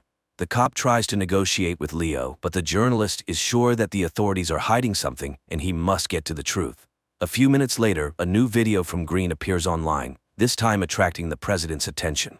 Jenna's colleagues realize that they will not have enough food until the end of the quarantine, and the men decide to go to the store. The girl does not like this idea, but the majority votes to take the risk. Teresa's mother also takes the situation lightly. The girl sees her mother raising prices on essential goods to make a profit. To entertain the children, Caddy takes them to the roof. This gives everyone a chance to breathe fresh air, but the girl does not have time to relax. Thomas runs away, ignoring the teacher's cries. The girl finds the student on the stairs, next to a sick man. Drops fall on the boy, and it becomes clear that he is now infected. Thomas is sent to isolation, and the teacher blames herself. She tells the doctor that she promised the boy's father to take care of Thomas, but let him down. The men return with full bags of groceries, but Jenna does not let them into the office. She notices that her friend took off his gloves, meaning he could have brought the virus on his hands. A customer who was charged too much brings her friends. They raid the store, but Teresa's mother is saved by Jake's appearance, who received orders to patrol the city. Caddy finds Thomas's ward empty. She catches up with the boy at the hospital exit, and his father refuses to leave his son in the quarantine zone. The doctors have no choice but to let the patient go. Alex's pleas have no effect on Leo, and in pursuit of a hot story, he allows his colleagues to leave the closed area. He is not even frightened by the fact that one of the girls has symptoms of the disease. Alex and Jake manage to meet secretly on neutral territory. Both guys are nervous, but they have to work together. Leo Green tells the whole world how to leave the closed area. The police have to hold back the crowd while workers cut the ladder. This leads to serious riots, and the cops have to open fire to kill. To prevent such incidents, the government shuts down the internet and phone communication, depriving everyone of the only joy, talking to each other. Caddy accidentally enters a closed room and learns the truth about the number of victims. Among them are her students. At the same time, Jenna also tries to get to the truth, and she assembles a radio phone to call Alex. The girl has to climb to the roof to get the antenna, where she meets Sam, a technician who hid on the roof to avoid infection. Alex changes partners and goes on night duty. In the middle of the night, he notices an intruder and asks him to stop. The criminal turns out to be Xander, who is trying to enter the danger zone to his fiancée, but the cop does not let him do it and pulls the trigger. The bullet turns out to be rubber, and Xander is simply taken to the hospital. The officer visits him and apologizes, but warns that he will do the same thing next time. Leo decides to take advantage of this. He is preparing a scandalous report about the abuse of power. The store is visited by robbers again, but this time Teresa is also in danger. However, unexpectedly, the women are saved by another gang planning to profit from the quarantine. By the end of the day, Xander's ward is empty. The nurse says he left with Leo Green, but Alex does not have time to stop them. The duty officer reports that the guy has entered the infection zone. Dr. Connor shows Jake the rats that were injected with the medicine. Unfortunately, right before the cop's eyes, the animal passes out, and the hope for a quick rescue disappears. Jenna manages to call Alex, but the call lasts only a few seconds. The girl does not have time to learn anything. Leo accidentally learns about the call. He again hints to the officer that he has taken the wrong side and should think about what is happening. In gratitude for his help, Leo asks Xander to visit his friends and record a video message with them. The guy completes the task and throws the flash drive over the wall, but on it, the journalist finds evidence that his friends are no longer alive. After this, Xander finally finds his fiancée, but raiders block his way. The general panic is compounded by a new problem: hunger. People's food supplies begin to run out, and the government is forced to find a solution. Walking down the corridor with her son, Caddy meets an old man who supplies the hospital with lab rats. The woman notices another inconsistency. She saw Bert with the rodents before the quarantine, but he assures her that this is not the case. Lammers asks Alex to organize food delivery to the danger zone. The policeman asks for time to prepare, but is refused. He must do it by tomorrow without explanation. Alex has to ask Jake for help. The guy is also not thrilled with the idea, but they have no other choice. Early in the morning, the loading begins, and hundreds of people come to get their rations. The gang from the store also gathers for the distribution, and the leader orders Xander to go with them to stay clean. Jenna goes outside for the first time in many days to get some food. She approaches the distribution center, but a gangster car passes by, making her uneasy. Jake recognizes his friend and gives her a ration without a queue. He also hands her Alex's keys and asks her to hold on, as everything should end soon. Constantly thinking about the epidemic and inconsistencies, Caddy again turns to the doctor with questions, but he is clearly not willing to talk about it. The doctor assures the teacher that he knows no more about the virus than she does. The humanitarian point is surrounded by the store gang. There are many more bandits, and they take the food boxes to sell them to hungry people later. Alex is furious that the leadership did not listen to him, and the products fell into the hands of bandits. But Lammers does not see this as a problem. She believes that residents still have a chance to buy food and satisfy their hunger. Jake's partner turns out to be infected, and the officer offers him help, but the officer refuses to go to the hospital. He knows that no one can help him, and decides to solve the problem on his own. Returning to the shelter, Jenna falls into the hands of other bandits who also try to take the box.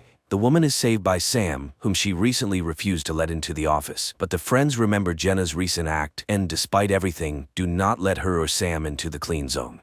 Alex and Jake meet again, and the senior partner admits that he no longer trusts the leadership.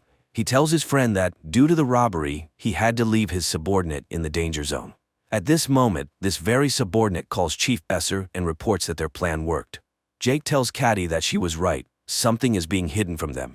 Dr. Sanders and her boyfriend had no personal belongings, but the conversation has to be postponed. Thomas's sister is admitted to the hospital, asking the teacher to find the boy. Their father died, and Thomas is left alone. Alex also begins to doubt the leadership's honesty, and he goes to Leo's house to hear his version. He finds the journalist drunk, but the guy comes to his senses and promises to help in the search for answers. Despite Jacob's persuasion, Caddy goes in search of Thomas. The gang is joined by the very cop sent by the police chief. He promises the bandits a radio phone in exchange for being accepted into the group. Thomas is not at home, but Caddy discovers her son, who secretly followed her. Quentin tells his mother that he knows where to look for his friend, and the company heads to the baseball field. The search for the truth has to be postponed. Alex is tasked with removing a man from an empty house who is preventing it from being demolished. The cop has to spend a lot of time talking about the happy past the city has lost. Teresa's mother helps the lovers escape. She gives the couple a bag of baby things and tells them to wait for her in a safe place. The company finds Thomas's things, but they are surrounded by a crowd of crazy racers. Jake has to open fire, and only then do the young people continue to search for the boy. Caddy finds her son and his friend, but they are near an infected man. The teacher is frightened, but Thomas assures her that he cannot get infected. Xander and Teresa come to Jenna's office and ask for shelter. One of the girl's friends is against the couple entering, but Jenna lets the guests in without his approval. Thomas is placed in isolation, but Caddy has hope that the boy indeed has immunity and can save everyone. During the meeting, Alex hands Jake a flash drive with a damaged file. If it can be restored, they will learn the truth, but only Jenna can do it. In return, the officer also receives a memory card with a message for the old man from the empty house. When he delivers the message, the stubborn man cannot hold back his tears. Teresa sorts through the baby things and finds the radio phone her mother stole. At that moment, the phone's owners appear at the door, holding a gun to the girl's mother's head. The company has to open the door, but the bandit refuses to take the phone and leave. He demands that Teresa and her boyfriend go with him. Unexpectedly, Jake comes to the rescue. He convinces the gangster to leave the office alone. Alex sees hundreds of people moving in an unknown direction, but no one can say where they will be placed. Jenna tries to open the file, but it is severely damaged. The girl does not have time to do anything with it. New guests appear in the office, a gang wanting access to prohibited drugs. The company begins to strengthen their shelter, but the intruders find weak spots through which they manage to penetrate inside. Tony decides to take a risk. He goes down to negotiate with the criminals, but the negotiations fail. The elevator returns Tony with an axe in his back. In addition to the deceased guy, one of the attackers enters the office, but he does not have time to harm anyone. The guy is infected and collapses at the entrance to the room. Jenna finally manages to restore the file, but the girl does not have time to watch it. The power goes out in the office, and all the doors are locked. To restore power, Jenna has to leave the shelter and go downstairs. Meanwhile, the bandits almost manage to open the elevator doors, but the girl raises the switch in time. On the way back, Jenna takes the radio phone and calls Alex. Talking to his fiancée, the officer hears her being attacked. The girl manages to break free and return to the office, but the intruders do not retreat and try to cut through the door. The company has no choice but to come up with the craziest plan. Alex tries to penetrate the closed zone to help his fiancée, but he is caught by the National Guard soldiers. Jenna orders everyone to take cover, and when the psychos burst into the office, Jake activates an explosive device. A fire starts, but all the attackers are unconscious. Unexpectedly, one of them jumps up and attacks Teresa's mother. The men manage to neutralize him, but the woman is infected. Alex is arrested, but unaware of this, Jenna asks Jake to call her fiancé and calm him down. She also mentions that the phone the bandits had has a government military number and they need to figure out how it ended up in the infection zone. Teresa's mother leaves. As a farewell, she asks her daughter for forgiveness for not wanting to accept her child. More than 48 hours have passed since Thomas's contact with the infected, and the boy continues to look healthy. His DNA is implanted in rats to try to create a vaccine.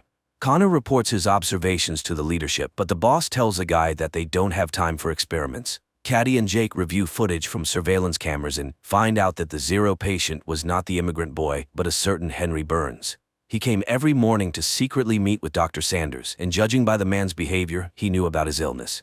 Dr. Connor allows Thomas to leave and informs everyone that the boy does not just have immunity, his body defeated the virus. This means that based on his DNA, they will be able to make a cure for the unknown virus.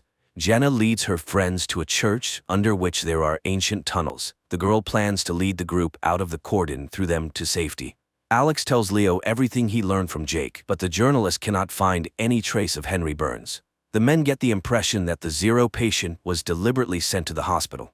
Lammers returns Alex's badge and authority, but in return she demands that the cop take Thomas out of the infected zone and hand him over for experiments in her unit. Dr. Connor disagrees with Lammers' decision, but she rejects all objections and insists that only her laboratory can find the cure. Everyone has hope for a quick return to peace and normal life. It seems not everyone will live to see this happy moment, but some decide not to waste time and enjoy the moment, using all possible safety measures. Leo finds out that 2 days before the epidemic started, Burns received a package with the virus. Now he wants to know who the sender was, but Alex asks him to postpone the investigation so he can carry out the order. All night the company breaks through the exit to the tunnel, and in the morning they finally go underground. At the same time, Caddy and Jake go to the meeting place to hand Thomas over to Alex. Dr. Connor realizes he was wrong. The patient bitten by a rat injected with Thomas's DNA is infected. During the seizure, he infects several more people, and the doctor understands that the boy is an asymptomatic carrier. If he leaves the cordon, the virus will take over the entire city. The company has to return due to gas that has accumulated underground. They remain in the infection zone. Meanwhile, Thomas ends up in the hold the zone between districts. He is met by Alex and Dr. Lammers, but at the last moment, the transfer is cancelled and the boy is sent back. While Alex tries to figure out what to do next, he receives a voice message from Leo. The journalist claims that the virus was created by Connor. Alex and Lammers remain in quarantine in the container between the zones. Thomas is returned to the clinic and quarantined to figure out what to do next.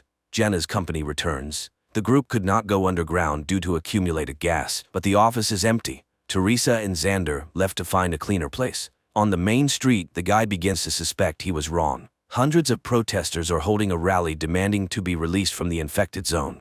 Xander tries to protect the girl from the crowd, but Teresa sees her mother in the crowd and tries to break through to her. Not wanting to risk his pregnant girlfriend, the guy decides to check who she saw in the crowd. Jake arranges a date for Caddy and the couple has a great time until a frightened Quentin runs into the room. The boy says that old man Ray took the other children and led them out of the hospital to break through with the others. Leo meets with an ex-girlfriend and asks her to get Connor's call details. He has no doubt that the doctor's to blame, but to prove it, he needs facts. Xander realizes that Teresa was mistaken, but as a result, he encounters an infected person. The boy manages to escape. Unlike Bert, the old man has his box of medicine taken from him and falls to the ground. The street riots intensify and a squad is sent to the danger zone. Lammers tries to stop the captain, but he does not listen to the doctor's orders, and several vehicles head through the cordon. Jake finds Ray, but the girl he took with him is not there. The old man abandoned her because of virus symptoms. Caddy spots Mary before Jake can tell her about the infection, and the woman takes the child into her arms despite the blood. The crazed crowd pushes Teresa to the ground. Xander runs to her but is afraid to touch his girlfriend for fear of infecting her. When Jake finds his friend, it becomes clear that she is now also sick. Caddy realizes this from her boyfriend's look and upon returning to the hospital, tries to wash off all traces of the infection. Leo gets the information he needs, but it does not match his assumptions. Moreover, his friend tells the journalist that Burns called someone on an encrypted phone that only high-ranking officials can have that day. Susie, Jenna's friend, confesses that she is expecting a baby. Going for a test to check this, Jenna meets Xander and Teresa, who stayed on the street after the riot. Caddy ends up in isolation, and Jake tries to support her, but the girl's nerves can no longer withstand it. After 48 hours, Dr. Lammers and Alex are released from the container. There are only 8 hours left until the end of Caddy's quarantine. At the same time, Teresa's baby is about to be born. Alex visits Leo and finds out that on the day of the infection, Burns did not call Connor, but Lammers. There is no doubt that she started the epidemic for some personal purpose. Dr. Connor conducts his first round after leaving isolation. When he reaches Caddy, he admits that he cannot release her. The onset of symptoms has increased, and 48 hours is no longer a guarantee of health. The soldiers who participated in stopping the riot were infected. Lammers reports this to the journalists, but she promises to find a cure and save the country. At Alex's request, Jake inspects the apartment of Leo's friends, who were also investigating. There he finds ashes, all that remains of the documents and evidence. When friends meet to discuss this, Alex realizes that Lammers and the police chief are involved. Dennis, the father of Susan's child, returns to the office, but the man shows signs of infection on his face, and the company refuses to let him in. To make it easier for the man, Susan tells him that there was a mistake. She is not pregnant, and he has nothing to blame himself for. Alex meets with the chief and says he knows the truth, but it turns out that Besser did not know that Lammers released the virus into the masses. Jenna and Susan fail to ease Teresa's pain, but as usual, Jake appears at the right time. The guy calms the young mother and helps her daughter be born. Alex asks Leo not to publish material against Lammers until they have substantial evidence. An argument begins between the men, and the journalist agrees to wait no more than 2 hours. Not wanting to waste time, Alex goes directly to the doctor and asks her to resign. Lammers tries to intimidate the officer, but when she realizes he is not joking, the woman promises to hold a conference and leave her post. Teresa shows Xander their daughter, and the baby is placed in a crib made of boxes. Jake tells Caddy about this joyful event, but the girl's delight is overshadowed by a cough with traces of blood. Lammers gives a press conference, but does not admit her guilt. She claims that Dr. Connor accidentally released the virus. Still unaware of this, Connor conducts experiments and tries to find a cure. Jake asks him to try to save Caddy, and the doctor agrees to give her a trial dose of serum from Thomas's blood. Old man Bert regains consciousness and discovers that his leg is broken. Despite this, he finds the box of medicine and tries to get home, where his wife has been waiting for him all this time. Connor learns what Lammers did. He does not understand why his colleague did this to him, but despite this, the doctor does not give up trying to save Caddy. Giving her the injection, Connor tells the girl how the virus penetrated their clinic. Jenna meets Bert and gives him her water. She also gives the old man a cart so he can finally reach his wife. After the injection, Caddy gets worse. She is tormented by nightmares and barely waits until morning. To support his friend, Jake brings a TV and invites her to the movies. The couple spends the whole day together, but Caddy gets worse again, and she decides to confess her love to her boyfriend, fearing that there may not be another chance. Jenna tells her friend about her conversation with the gangsters. Trader Miz offered her a route to the healthy zone, but it is very expensive. Sam agrees to contribute his share, but only if Jenna agrees to leave the others and go with him. Alex goes to Leo's apartment, which turns out to be empty. After losing, the journalist refused to fight Lammers, but later the cop receives a pizza from a friend in which Leo left him a note with an address and a key. Caddy gets worse by the minute, and Jake prepares to say goodbye to his friend. He asks the doctor to help him put on a protective suit, and when the girl falls to the floor, the boyfriend takes her hand to ease her suffering. The doctor tells Jake that he can say goodbye to Caddy's body, which is waiting for cremation. For the first time since their acquaintance, the guy manages to touch his friend's face without gloves. Jenna tells her friends about the opportunity to leave and suggests finding the money. But Teresa refuses to go. She wants her daughter to grow up a little. Arriving at the address Leo sent him, Alex finds evidence that will help him punish Lammers. Teresa, Xander, and their newborn daughter reach Bert's house, Teresa's grandfather. The young mother plans to stay at her relative's house until the end of quarantine, but seeing the empty shelves, Xander insists that they must run. Alex learns about a certain Catherine Hops, whose son was connected with Lammers. From her, the man learns the address of the laboratory and heads there. While Dr. Connor tries to create a cure, news about him spreads throughout the zone. A gang breaks into the clinic wanting to punish the doctor, but Jake convinces them that he needs to be protected to be the first to get the vaccine. This is the last thing Jake can do before leaving. He decides to run through the cordon to save Quentin. Alex inspects the abandoned lab and finds solid evidence of Lammers' guilt. He accuses her and names a true zero patient who fell ill several years ago. This time, Lammers does not argue. She admits she created the virus and believes it is needed for the country's safety. But now she asks Alex to postpone the battle and focus on fighting the virus, which has now crossed the cordon.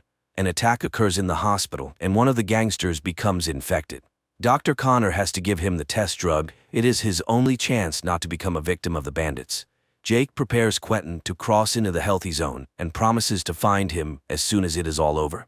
Jenna's company also prepares to go underground to cross the cordon. At the same time, the body of the boy who tried to take the risk is examined, and an army is assembled so that no one else can cross the border. To prevent illegal crossings, the tunnels are mined and blown up. Alex tries to stop it, understanding that there may be people there, but the captain refuses to make concessions. Unaware of the government's plans, Miz orders the fugitives to prepare to descend into the tunnel. Meanwhile, at the hospital, Dr. Connor transfuses Thomas's blood to the infected gangster, hoping this will cure him. Despite all attempts, the gangster cannot be saved. Because of this, Jake has to save the doctor. The gang leader cannot forgive him for the loss of his brother. The explosions catch the group deep in the tunnel. The ceiling begins to collapse, and the company is divided. Teresa, Xander, and their baby are left alone. Connor finds a way to make the medicine, but for this he needs people with the same blood as Thomas. Jake tries to find volunteers, but no one wants to participate in the dangerous experiment. Then the guy prepares a speech in which he names all the dead. For their sake, Jake asks people to get tested and, in case of a match, become donors. Miz leads the group to a dead end, but the guide does not give up and looks for new exits. Alex learns about this and asks Lammers to stop the explosions and bring people to the surface. As an exception, Lammers promises the officer 1 hour. After that, all tunnels will be destroyed. Jake's words convince people and they gather to get tested. Xander takes his family to Teresa's mother's store, and the girl decides to stay there until the end. The doctor finds blood with antibodies. A local priest can be a donor for the medicine. Old man Bert spills the last bottle of wine and adds a secret ingredient to it. He and his wife raise their glasses to toast that their suffering ends. Hugging on the couch, the couple prepares to go to a better world. Alex finds the fugitives, among whom he sees Jenna. The girl assures her fiancé will let them into the clean zone, but Alex does not know what to do. His time is running out. Dr. Lammers orders the tunnels destroyed, but at this moment, Leo's report about everything the blonde did appears on the screens. Alex does not let the fugitives go, but returns to the quarantine zone with them. And Jake, scattering Caddy's ashes over the city, prepares for a new battle with the virus that changed the world.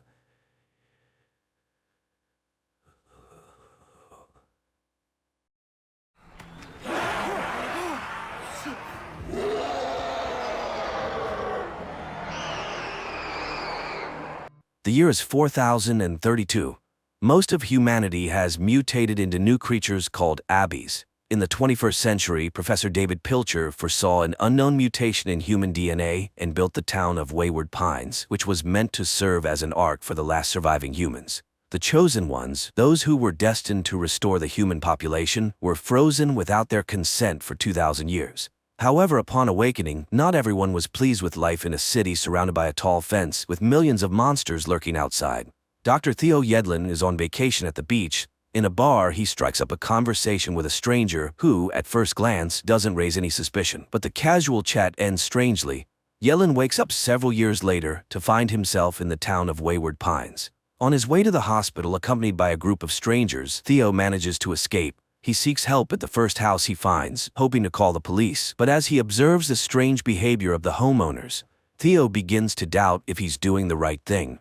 The police do respond to Yedlin's call, but instead of offering help, they return him to the hands of the strangers. They take Theo to the hospital, and after telling him a story about a government experiment, the people in black ask him to work for the good of society. The kidnappers ask Theo to save a patient who is extremely important to them. After examining the girl, Yedlin promises to do everything possible and instructs them to prepare the operating room while he assesses the seriousness of her injuries. Theo's patient turns out to be Kate. While the doctor operates on the girl, Carrie reports to Jason about losses within the ranks of the first generation.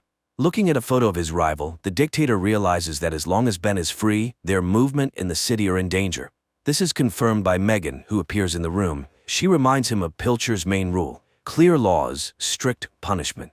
Theo visits his patient, and she tries to tell him what's really going on. But Carrie doesn't allow the doctor to listen to Kate and instead urges him to take a break. While walking through the town, Theo witnesses soldiers separating a woman from her young son.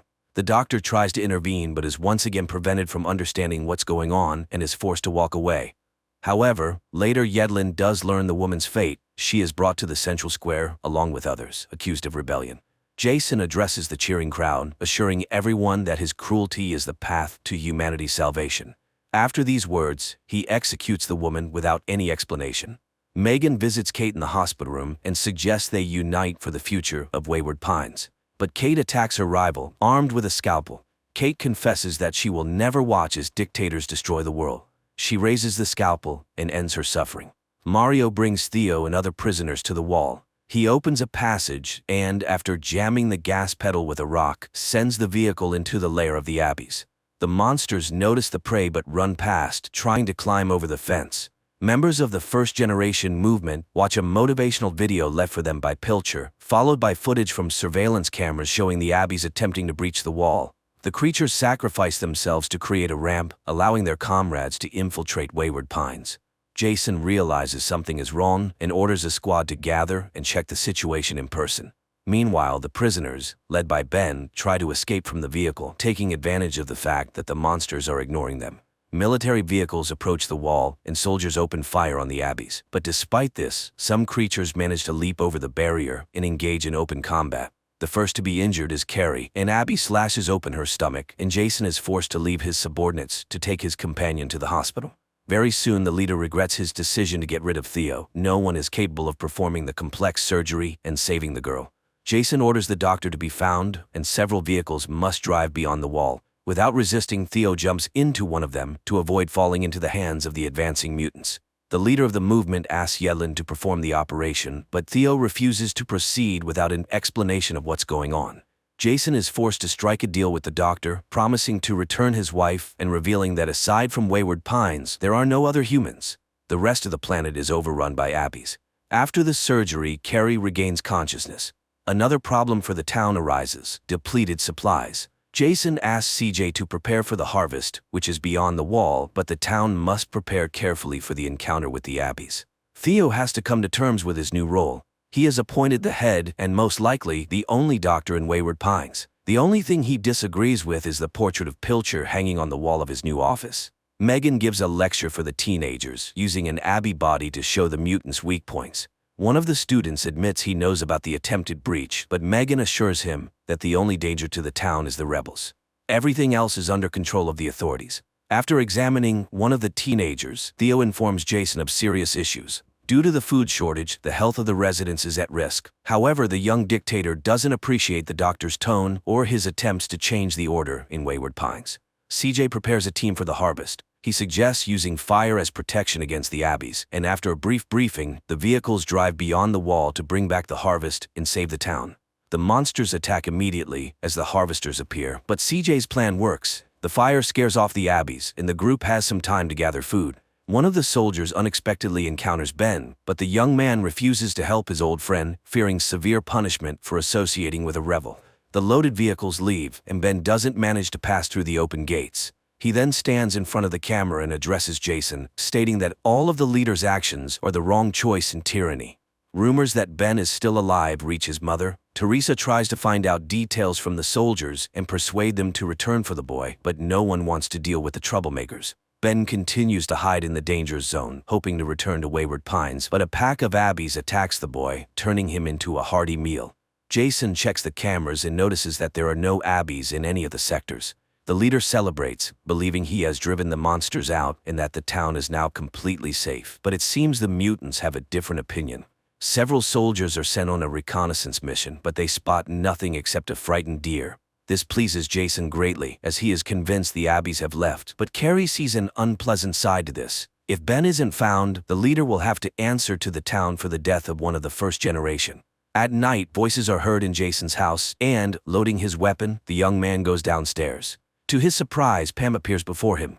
The old woman reminds her protege of everything she taught him. She confesses that she killed her brother only because he tried to save the town through dictatorship and violence. Pam asks Jason to let her stay and help him build a truly bright future and save humanity. Jason agrees to forgive the traitor and takes her to the square to announce his decision to the town. Unbeknownst to Jason, Pam sneaks into the lab where the captured Abbeys are kept. Megan arrives shortly after, but the thief manages to leave without revealing her intentions for coming there. Back at home, Pam plans to use a drug she stole from the lab. Her plan is interrupted by Theo's arrival, but the nurse quickly directs him to the door to get what she came for in the hated town.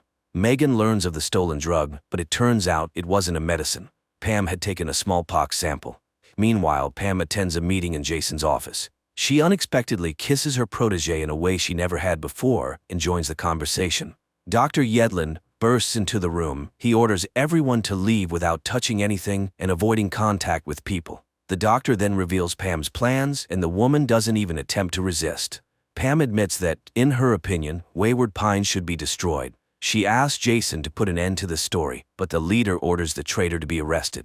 At night, Jason goes on a walk with Pam. He asks his mentor to tell him the end of the story about Wayward Pines, but after receiving an answer that wounds his pride, the dictator kills the old woman.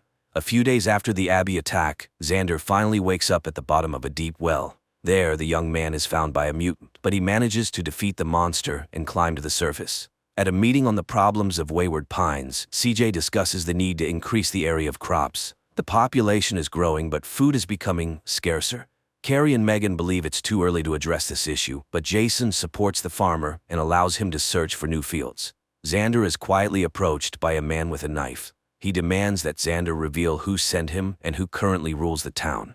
The savage himself says he has been here for a very long time. He is the only one from the team Pilcher sent to search for other survivors. Guards notice movement near the wall, and a duty squad is dispatched to the scene. The soldiers recognize Xander, accompanied by the stranger, but let them inside without question. The savage is immediately sent to Dr. Yedlin. Theo tries to find out from the patient if there are other people beyond the wall, but the man only says that the Abbeys are not the enemy. They are the replacement meant to take their place. Jason learns the name of the savage, Adam Hassler. He asks the doctor to tell him everything the patient said, but Theo refuses to disclose the confidential information and suggests the leader speak to the survivor personally. Throughout this time, Hassler struggles to recover. He is constantly haunted by nightmares of Abbey attacks he endured during his months beyond the wall. Finally, the man can no longer take it and decides to leave the hospital, fearing that the mutants will get to him there. The savage escapes into the streets, frightening crowds of townspeople. His hallucinations, in which mutants attack him, intensify, forcing him to find shelter in a deserted alley. There, Adam is discovered by Teresa. She recognizes an old acquaintance and tries to find out if he has seen Ben, but the savage hesitates to tell the woman the truth. Theo tells his wife about Adam's words, and Rebecca urges him to inform the town's leadership. The town sends off the first group, who go in search of new lands suitable for settlement and cultivation. Teresa stops CJ's vehicle and asks to join the mission so she can find her son. Hassler also joins the soldiers, having failed to adjust to the peaceful life in town. CJ gazes with excitement at the landscape he hasn't seen in a very long time. He orders the squad to set up camp and prepares for a night outside the wall. Adam leaves without explanation, but later that night he returns, causing a stir in the camp. Hearing the commotion, Rachel wakes up and the soldiers part to reveal what the savage has brought. On the ground lies a covered body, and even before she removes the covering, it becomes clear that Ben is underneath it.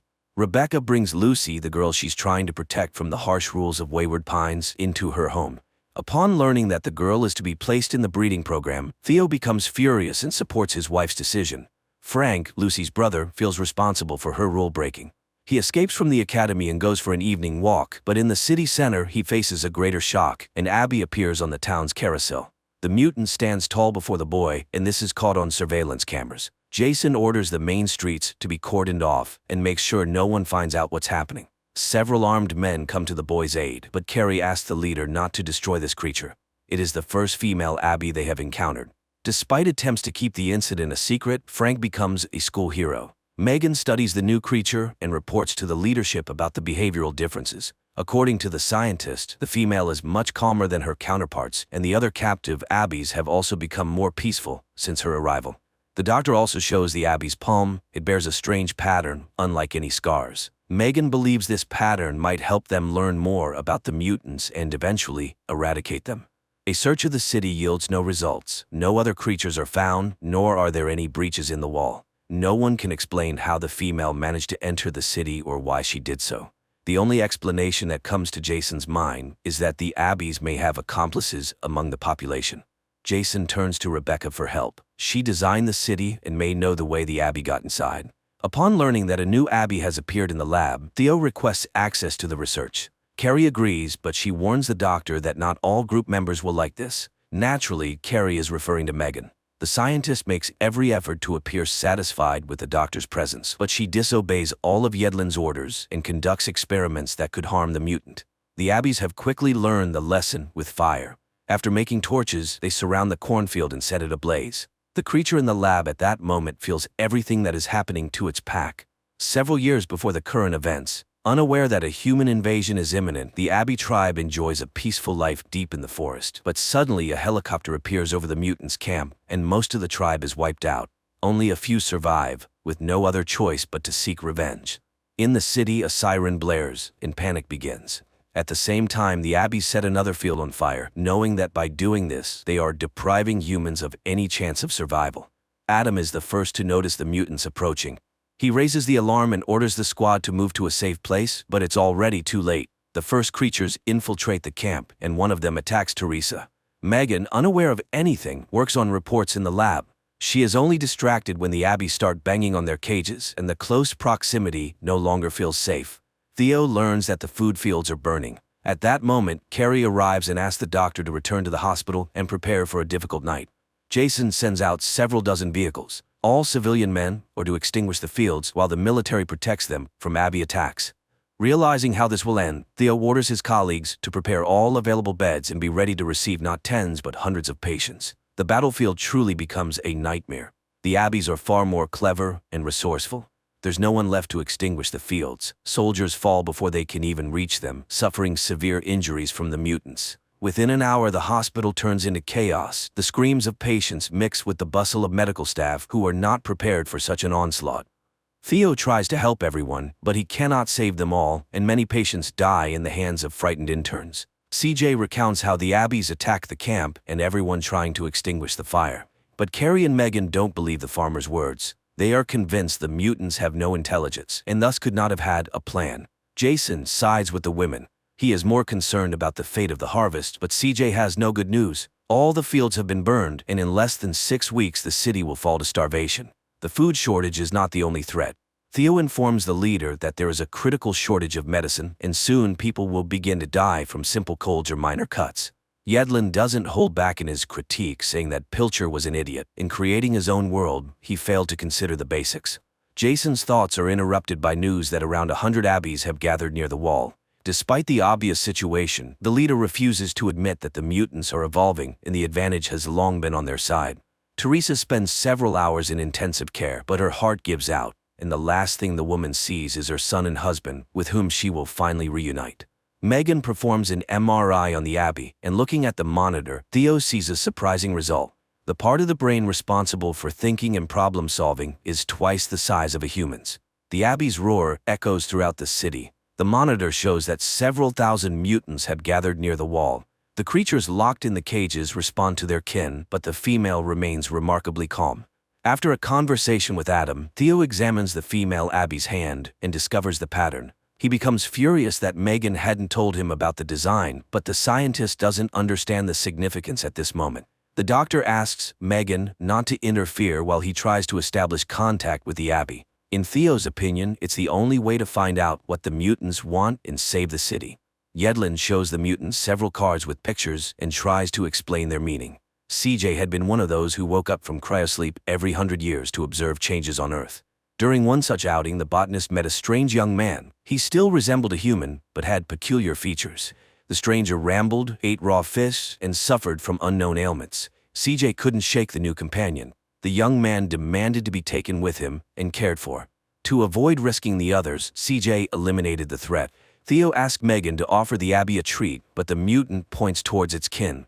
This confirms the doctor's theory. She is not just an intelligent creature. She is a leader who cares for her pack. Adam bursts into the lab, demanding that the scientists release the female. He claims that she is the leader of the Abbeys, and her followers are gathering near the wall, ready to do anything to save their leader. A heated argument erupts among the group. Megan is convinced that Adam is overestimating the importance of the mutant, while Theo believes the leader's presence could help them negotiate with the creatures and save the city. Memories take CJ back to the day he woke up and roused the others. Pilcher, the founder of the project, was confident that mutations had ended several hundred years ago and that they were now facing only an empty, uninhabited Earth. But the scientist was wrong. The first walk in the forest revealed strange creatures vaguely resembling humans. Pilcher didn't even attempt to make contact. He also refused to return to cryosleep and slumber for several more centuries. The only thing that occurred to the professor was to declare the mutants enemies, build a city, and fence it off with a tall, electrified wall. Theo tries to communicate with the female Abbey, but Jason arrives at the lab. Like Megan and his predecessor, Pilcher, the leader of the first generation, refuses to seek a peaceful solution, convinced that the remaining humans will prevail against the thousands of creatures at the fence. The argument goes in circles, but Yedlin reminds everyone that the lives of all the city's residents are at stake. Dr. Yedlin explains to the Abbey that Jason is their leader, but the female mutant disagrees. She shows the doctor that he should be the leader of the town. This infuriates the young dictator, and he tries to stop the experiment, but Theo stands his ground. Signaling that he means no harm, Theo unlocks the cage of a male Abbey and tries to enter, but the aggressive mutant doesn't share the doctor's optimism and grabs his arm. On one hand, this frightens everyone present, but on the other, they see the female giving a signal, and the monsters obey her. In Theo's opinion, everything went perfectly, but Jason thinks otherwise. Before the leader's eyes, he kills the males and plans to eliminate her as well. Theo wrestles the gun from the madman, and Carrie tries to convince him not to argue with the others.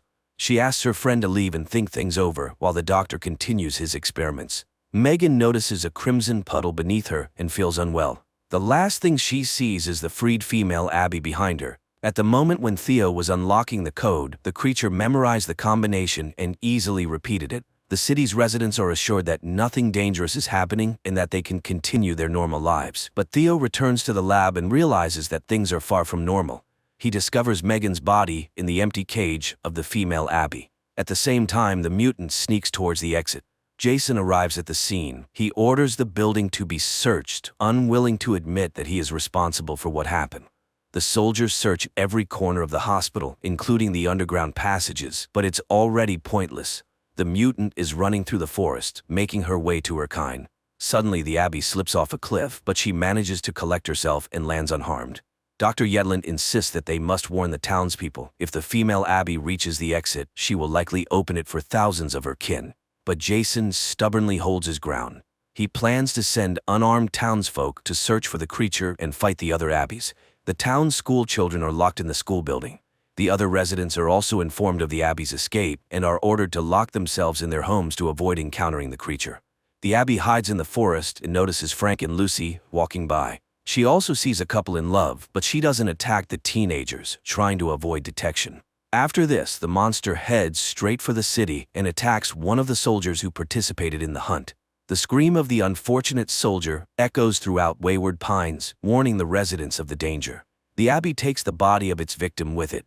Soldiers spot the Abbey on the rooftops of houses. They open fire, but once again the monster manages to escape. The mutant continues to toy with the people, appearing in different locations. All those with any kind of weapon are called in to join the search. Xander gathers a small team, hoping to track down the Abbey. Theo and Adam also set out in search of the mutant, but all they find is the body of a soldier, which the creature dragged away. The hunters realize it was a trap. The Abbey lured them into the forest so they wouldn't interfere with her final tasks in the city. Armed citizens flood the streets, but the Abbey manages to evade them, remaining unnoticed. This leads to frightened hunters firing at each other, solving the mutant's problems for her. Finding several bodies and shooters in the street, Theo tries to de-escalate the situation. He asks a young woman to let the soldiers go so they can take their comrade to the hospital. The number of red dots on the monitor rapidly increases, indicating the number of Abbeys near the wall. Jason shows Carrie the bunker designed especially for them. He confesses to her that this shelter would allow them not only to survive, but also to enter cryosleep for as long as needed to eventually restore Earth. However, Carrie is forced to admit to her boyfriend that after the Abbey's attack, she cannot have children, and there's no point in wasting a capsule on her. Rebecca encounters the Abbey in the middle of the city, but before the monster can attack, Xander injures the mutant, protecting his fiancée and their future child. Breathing a sigh of relief, the couple hurries to the wall to find weak spots and fix them. Xander remembers the pit, and the group theorizes that it might be a tunnel leading into the city. The wounded female Abby flees into the forest and finds an entrance to such a tunnel. She prepares to leave the city, but Adam appears behind her, intent on killing the mutant. The female Abby straightens up, and fear flashes in her eyes. Seeing this, the hunter lets her go to her kind. Adam also enters the tunnel, determined to end this once and for all. Jason's squad finds a pipe from which the wild cries of the mutants can be heard.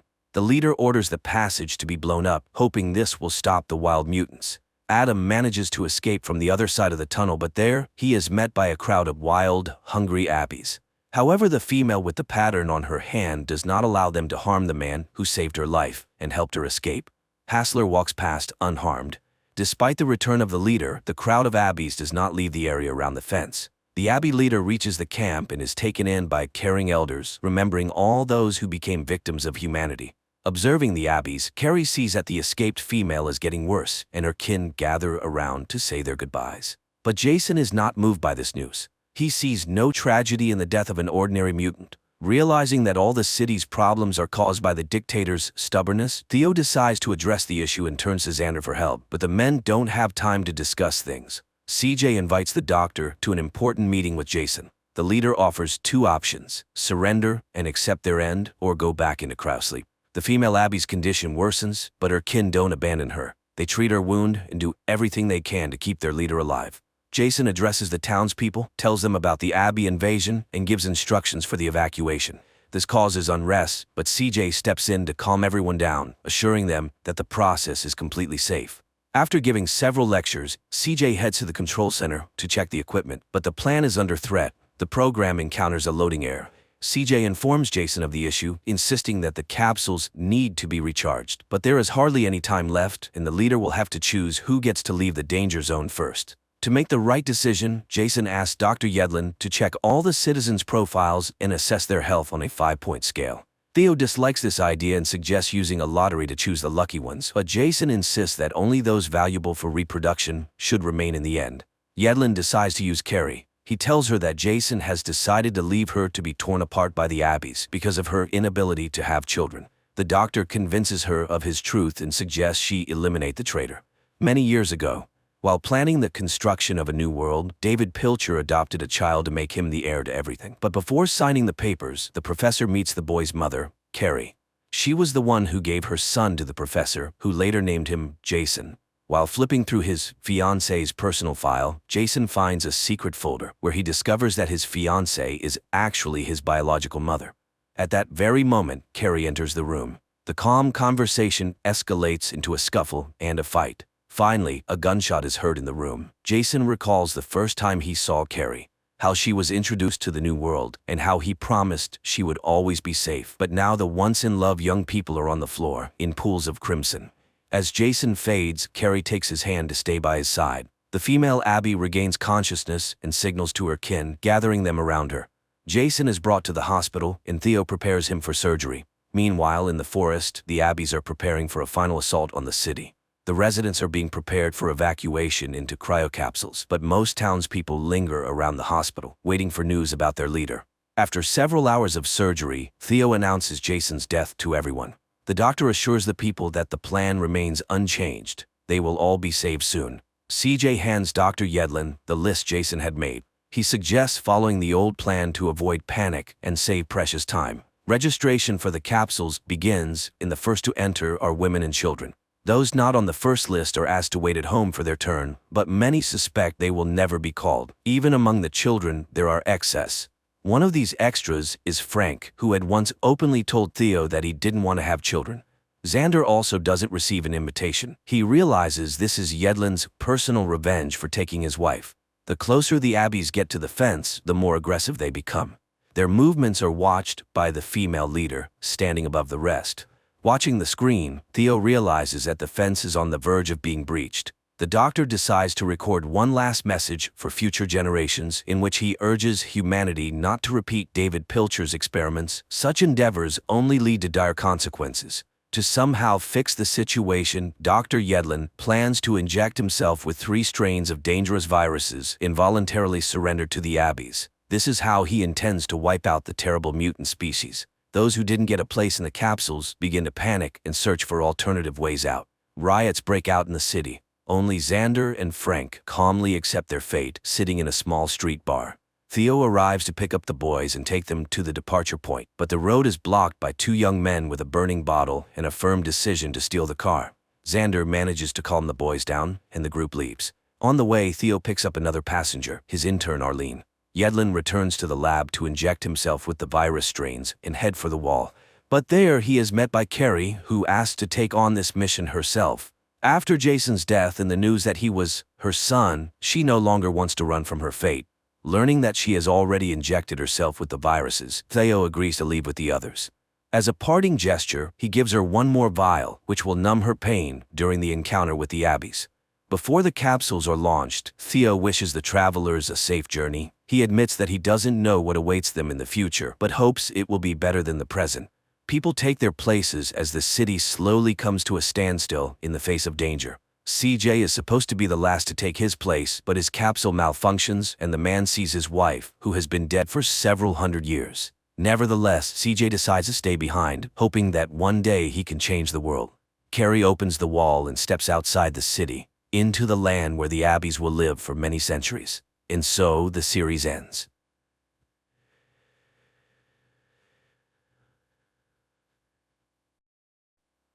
After a young priest arrives on an isolated island, supernatural events, incredible miracles, and frightening omens begin to occur. And it turns out that all of this is caused by the blood of an angel, which turns people who drink it into demons. Riley Flynn looks in horror at the girl hit by his car. The man realizes he is guilty because he was drunk, but there is nothing he can do about it. Later, the man freely admits his guilt and goes to prison, where every night before going to sleep he sees the girl he killed. 4 years have passed. Riley's mother, Annie, eagerly awaits his son's arrival in his homeland, a fishing village on Crockett Island off the coast of Washington state, and raises her youngest son, Warren, forbidding him to go to the peat bogs. But the boy wouldn't listen to her lecturing, and having met his friends, he goes to the forbidden place because no one will prevent the young people there from trying illegal substances and having a great time. They buy the stuff from a local dealer and go to the peat bogs. On the way, the guys stop at the house where Lisa lives. The girl cannot walk. She refuses the offered treat, and the trio goes on their way. At this time, a young man with a huge box locked with padlocks enters the door of the local priest's house.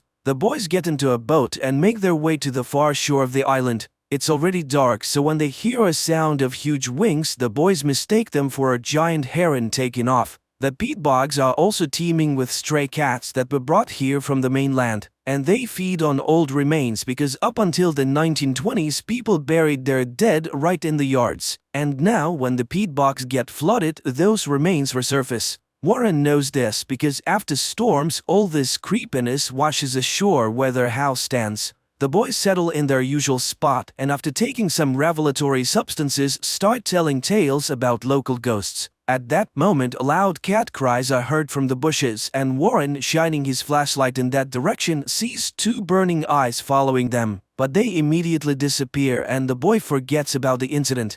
In the morning, Riley arrives on the island. Annie meets his son and apologizes for his father and younger brother who could not meet him because they were out fishing. Meanwhile, the ferry is met by a zealous parishioner, Bev Keane, who is concerned about the long absence of Father Pruitt, but the priest is not on the ferry. Meanwhile, teacher Erin Grin undergoes an ultrasound examination of the unborn child and the doctor assures her that there is nothing wrong with the baby. The women pay attention to Riley, from which they are distracted by the appearance of the doctor's elderly mother who suffers from dementia. Annie introduces her son to the new sheriff and the latter greets the boy. The sheriff then wakes up the only detainee, local alcoholic Joe, who came running in the night screaming that a huge albatross was chasing him. The sheriff releases sobered up Joe and he walks out to his dog who has been waiting for his master at the exit all night. Bev, who is passing by, is indignant. The dog is dangerous, it could attack, but they don't listen to her.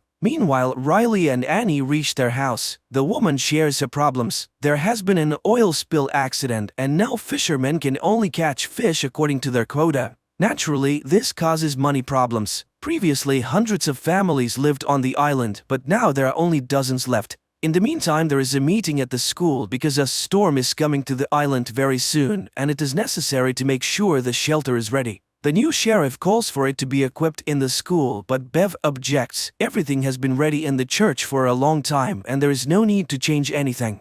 All members of the Flynn family finally get together for dinner. Riley informs them that he has to travel to the mainland to check in with the Alcoholics Anonymous, which is one of the conditions for his release. Warren talks about the new teacher, a daughter of an ex. Riley perks up. Is Erin really back on the island? And learns of her pregnancy. Annie announces that their old priest, Father Pruitt, has made the trip to the Holy Land, despite his age-related problems. Warren serves as an altar boy and is aware of the pastor's forgetfulness. Riley disappoints his parents. He has no intention of going to church, which incurs the wrath of his father, a devout Catholic. Meanwhile, Bev notices a light in the windows of Pruitt's house and upon entering stares in surprise at the man who meets her. And in the shoreline thickets, attacks on the cats begin to occur. Before going to bed, the father tells Riley that after what happened to him, Annie goes to church every day and prays for him. He asks the boy to at least sit in the pew for it is very important to his mother.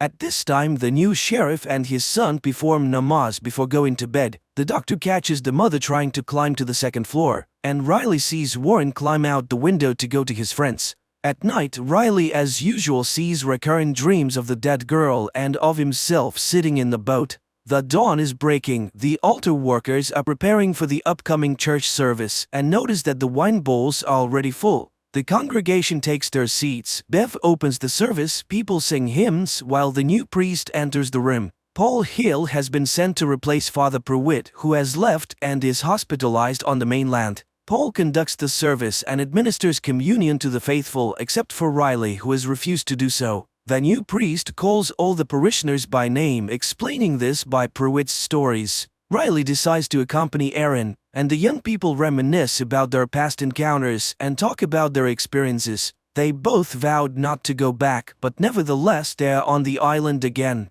Riley lost everything after the accident and Erin is separated from her husband. The man admits that he read all about different religions while he was in prison because he hoped to find God but ended up being an atheist. And here he is of no use to anyone and doesn't know how to move on. In the evening, the storm comes to the island and Riley sees what looks like Father Pruitt walking along the beach, but when he goes out to look, he finds no one. And in the morning, people find hundreds of dead cats on the beach. The citizens cannot determine the cause of death of these animals, although the sheriff suggests some kind of disease, until he discovers that there is not a drop of blood in their bodies. Riley admits to seeing Monsignor Pruitt at night, but nobody believes him.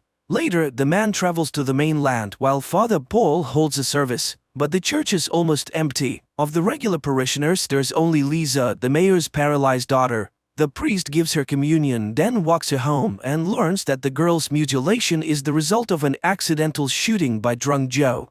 In the meantime, Erin catches Bev in the storeroom, from where the woman takes a box of poison intending to poison the rats, which have become too numerous. And Father Paul comes to Dr. Sarah's house to administer communion to her sick mother. The elderly woman calls him by the name of Pruitt, which her daughter believes is a symptom of the developing dementia. Back on the island, Riley speaks to Erin. It becomes clear that the two were romantically involved in their early youth. And Annie suddenly notices that her eyesight has improved considerably. In the morning, Father Paul meets his flock at Ash Wednesday, the beginning of Easter Lent. He gives an inspiring speech about the rebirth of the island and the first disciples of Christ, the fishermen, and he reminds them, man must remember that he is dust, and to dust he shall return. After the blessing, the residents gather for the feast. Riley speaks to the priest and again recalls Father Pruitt. He is convinced his eyes did not betray him that night. It was Father Pruitt. Father Paul suggests starting an Alcoholics Anonymous group on the island so that Riley doesn't have to travel so far, especially since there are others here suffering from this evil. The fun is interrupted by an unpleasant incident. Joe's dog dies after eating food off the ground. A new morning arrives. Riley goes out fishing with his father because the father has a bad back. Meanwhile, the sheriff goes to the school pantry where Bev confesses that she left poison in some parts of the island and the dog really could have died from it. But it was unintentional and anyone could have taken the poison. In the evening, Riley visits Father Paul and reveals that Bev has extorted donations for the church from the parishioners after convincing them to accept an agreement with the oil company that poisoned the waters of the bay and to receive generous compensation.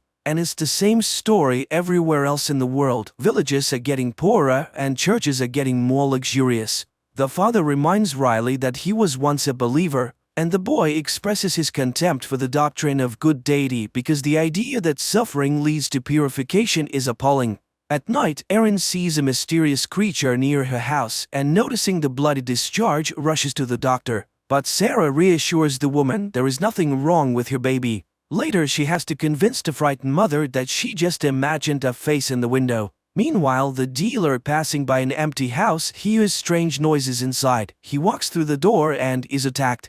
It is morning and Father Paul, for some reason, takes a particularly close look at Lisa. Then he insists that the girl get up from her chair and come up for communion. And to everyone's shock, Lisa gets up and walks up to the priest. At night, Father Paul enters the confessional and tells himself that he is lying to the parishioners. After all, Father Pruitt was sicker than they thought, and having gone to the Holy Land, the man often fell behind the group. But the parishioners don't need to know that. They will believe that their shepherd is being healed on the mainland and will soon return to the island to witness the miracles that are happening. For after Lisa's recovery, which is perceived by the residents as a miracle, a religious revival begins on Crockett Island. Except that Father Paul himself becomes sick and vomits blood after the accomplishment, which Bev sees, and then the woman notices a newspaper clipping with Father Pruitt's portrait hanging on the wall of the priest's house. The doctor examines Lisa and cannot understand the miracle that has occurred, but her parents strongly oppose her examination on the mainland. And later, the woman finds her mother on the second floor of the house, to which she climbed on her own, although she has not been able to walk for a long time. Meanwhile, suffering people begin to converge on the church, which pleases Bev immensely but displeases Father Paul. He doesn't need the publicity, especially since many, including Riley, think it's a misdiagnosis by doctors. But that same evening, a miracle happens to his father. The man suddenly stops having back pain and even asks his wife to dance. At this time, Lisa summons Warren and the couple runs off to have fun, and Riley goes to Erin. More and more parishioners come to the morning mass. And one day, Warren catches Father Paul pouring some kind of liquid into the wine, and during the sermon, the priest suddenly collapses without feeling. The story shifts to the time of Father Paul's confession, in which he tells the true story of Monsignor Pruitt. After a visit to Jerusalem near Damascus, he was caught in a sandstorm and took refuge in ancient ruins. This is where Father Paul comes to his senses. He is examined by Sarah, though the man is against any intervention. Meanwhile, the sheriff finds a Bible in his son Ali's possession, and Lisa visits Joe and confesses that she hated him for years for stealing her future but eventually forgives him. That same day at the school assembly, the sheriff tries unsuccessfully to convince Bev to stop handing out the Bibles to public school students. Later, Erin confesses that she's intimidated by Bev's confidence in her rightness, and Riley shares with her Father Paul's assignment to write penitential letters to loved ones. That same evening, Sarah's mother begins to speak quite sensibly, much to the doctor's surprise. And touched by Lisa's forgiveness, Joe decides to attend the Alcoholics Anonymous meeting with Riley and Father Paul because he intends to change his life. The men go home and Joe confesses that he recently buried his sister on the mainland. That same evening, Ali asks for his father's permission to attend the mass. The kid is interested in everything that happens in the church, but the sheriff is against it. They are Muslims. Ali reminds him it's his father's decision, not his. But the father recalls how his dying wife praised Allah until the very last moment. God cannot decide who gets a miracle and who does not. The sheriff turns off the light and jumps away from the window because behind it is a pale face, but the next moment there is nothing. In the meantime, Father Paul collapses in front of Bev and the congregation and dies coughing up blood. The action carries over to the moment when Pruitt takes refuge in the dark cave. He burns matches, trying to make out the room where he is trapped, and suddenly sees two burning eyes. Then he is attacked by a nightmarish creature that sucks his blood and drinks his own blood in return. The priest concludes that it is an angel because when he wakes up in the morning, Pruitt finds that he is young again. So he decided to take his savior with him. He rode ahead, waiting for the angel to catch up with him. And he was very much afraid that the angel would disappear. Here on the island he hid it from everyone and lied to the parishioners because he was Father Pruitt. The next moment the priest comes back to life. During a scheduled checkup, the doctor informs Erin that her uterus is empty. It was probably a miscarriage. The woman is shocked. How could she not have noticed it at such a late stage? Meanwhile, Bev cancels the mass and her assistant notices the incredible resemblance between Father Paul and Monsignor Pruitt. She is convinced of the miracle and the others are simply frightened. Bev enters the priest's room and discovers that he cannot stand the light. It is also as if he can feel God inside him. Bev persuades him to manifest the miracle to his new apostles. Riley notices an improvement in his father's well-being, and the father confesses his unjust anger towards his son and asks for forgiveness for his omissions. Meanwhile, Sarah is collecting Erin's tests when her mother enters the office. She answers her daughter's questions confidently and looks much better than before. And then Sarah sees the blood in the test tube begin to boil in the sun and burn to the ground. In the meantime, distraught, Erin spends the day with Riley, mourning her unborn child and discussing their childhood. She resents her mother, who was a real dictator and never loved her daughter. And then she managed to marry her mother's mental double, which only her pregnancy saved her from. She just packed up and left. Then Riley recounts his dream. At this time, Father Paul is reciting prayers, which makes him sick, and then he notices the mark of the cross on his hand. He cuts his hand and drinks his blood. Joe tries to talk himself out of buying alcohol and he succeeds with great difficulty. At night, Father Paul holds an evening communion at the house of the doctor's elderly mother, Mildred, who recognizes him as Monsignor Pruitt. Meanwhile, Riley and Erin talk about their ideas of the afterlife and the basics of religion, after which they feel better. That same evening, Joe stops by Father Paul's house and witnesses Father Paul drinking communion wine. Joe looks at the portrait of Pruitt on the wall. Father Paul looks very much like him. The priest embraces Joe, who pulls away, falls, and smashes his head. Seeing the blood, the priest loses his mind and takes to drinking it. In the morning, Riley explains that his dream has changed. Erin has appeared in it, and the woman is sent to the mainland to another doctor. Meanwhile, Bev discovers Joe's dead body and exhausted Father Paul. She asks the mayor's wife to sing hymns, and she herself orders a couple of parishioners to dispose of the corpse. Bev believes that the priest's actions are justified and that his resurrection is a foreshadowing of Christ's second coming. At this time, Erin hears an expert opinion of the doctor, who doubts that the pregnancy was real. By evening, Father Paul feels good again. He holds an Alcoholic Anonymous meeting, explaining Joe's absence by his trip to see his sister. But Riley knows that this is not true and leaves the meeting confused. When he arrives home, he tells his mother about the priest's lies. At night, Father Paul is visited by Angel, who begins to fill the goblet with his blood, while Riley, determined to deal with it, returns to the recreation center. He opens the doors and is attacked by Angel. In the morning, Sarah's mother impresses her daughter with her blooming appearance, and the sheriff is approached by the mother of the missing dealer who asks him to track down her son. Meanwhile, the parishioners are informed that the Mass has been postponed until midnight due to Father Paul's illness, and the startled people view Mildred, who is considerably younger. Erin, concerned about Riley's sudden disappearance, files a missing persons report with the sheriff, but the letter suggests that Riley may have gone on a bench or committed suicide. At Good Friday Mass, Father Paul delivers a sermon replete with militaristic rhetoric, urging the congregation to prepare for war as soldiers in the Lord's army. This sermon upsets Mildred, who forbids her daughter to attend the church any further.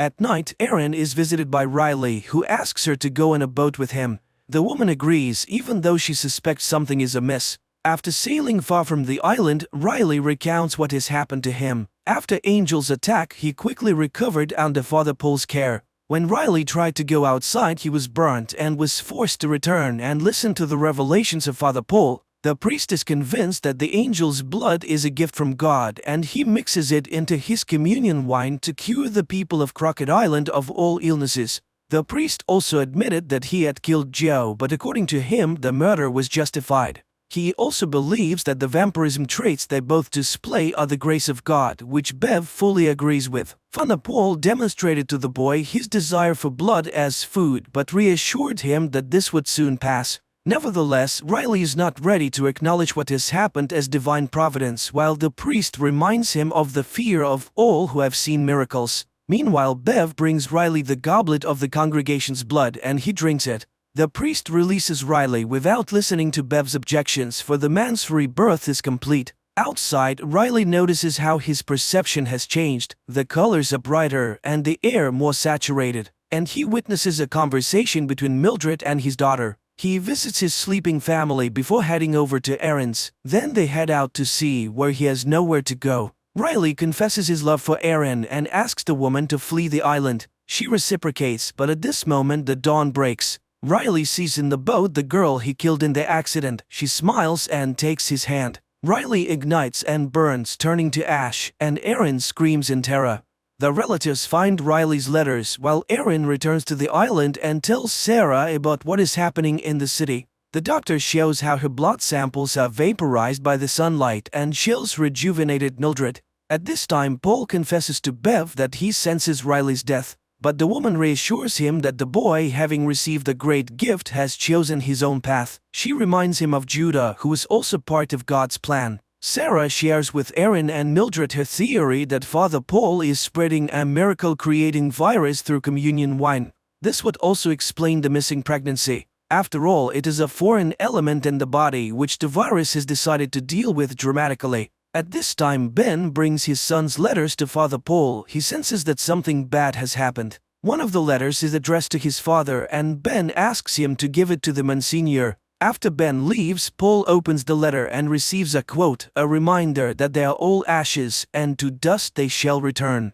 And Erin tries to tell Annie about Riley's death, but the angry woman throws her out, not wanting to believe the terrible news. Sarah informs the sheriff of her suspicions about what is happening in the church, but he refuses to take any action, not wanting to further aggravate relations with the locals, especially since he has already encountered unfair and prejudicial treatment. Erin, Sarah, and Mildred decide to move to the mainland, but find that the mayor has sent the ferries away for repairs, and the fishing boats are almost all in need of repairs. During the night, the power and mobile network go out, which are also shut down by Bev's handmaidens. Erin decides to go to the Mass to see the danger for herself. Meanwhile, the sheriff allows his son to attend the midnight Mass, and he asks his father to go with him. Before the Mass begins, the townspeople make a procession around the island with candles and hymn singing. The service begins with Father Paul confessing to our lie. Then he confesses that he's Monsignor Pruitt. And today is the beginning of a new era for all of them because holy blood flows in their veins. He calls a parishioner and asks him to drink poison, to die and be reborn.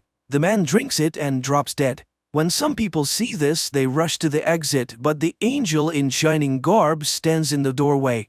The creature reaches the dais and spreads his wings to the astonished gaps of the people, and then the dead man comes to life and gets to his feet. Bev and her assistants bring out cups of poison and hand them out to everyone present. The sheriff tries to take Ali away, but the boy pulls out his hand. He wants to stay with God. That is when the policeman pulls out his gun, but the congregation rushes at him and throws him to the floor. The boy, in spite of his father's screams, drinks the poison. Lisa's parents do the same, but the girl refuses. Unimaginable things are happening all around. Some are drinking the poison, the others are pushing the cups away. Then Mildred raises the sheriff's gun and shoots Father Paul in the head. A vampire attacks her and carries her away in his claws from the church. Bev orders the doors to be locked. Meanwhile, Ali comes back to life. The dead parishioners are resurrected as vampires and, hungry, attack those who have not drunk the poison. All hell breaks loose with screams and blood everywhere. Ed turns into a vampire and Sheriff Aaron, Lisa, Sarah, Warren and Annie flee. But Bev gets in their way. Aaron shoots her, after which the group escapes.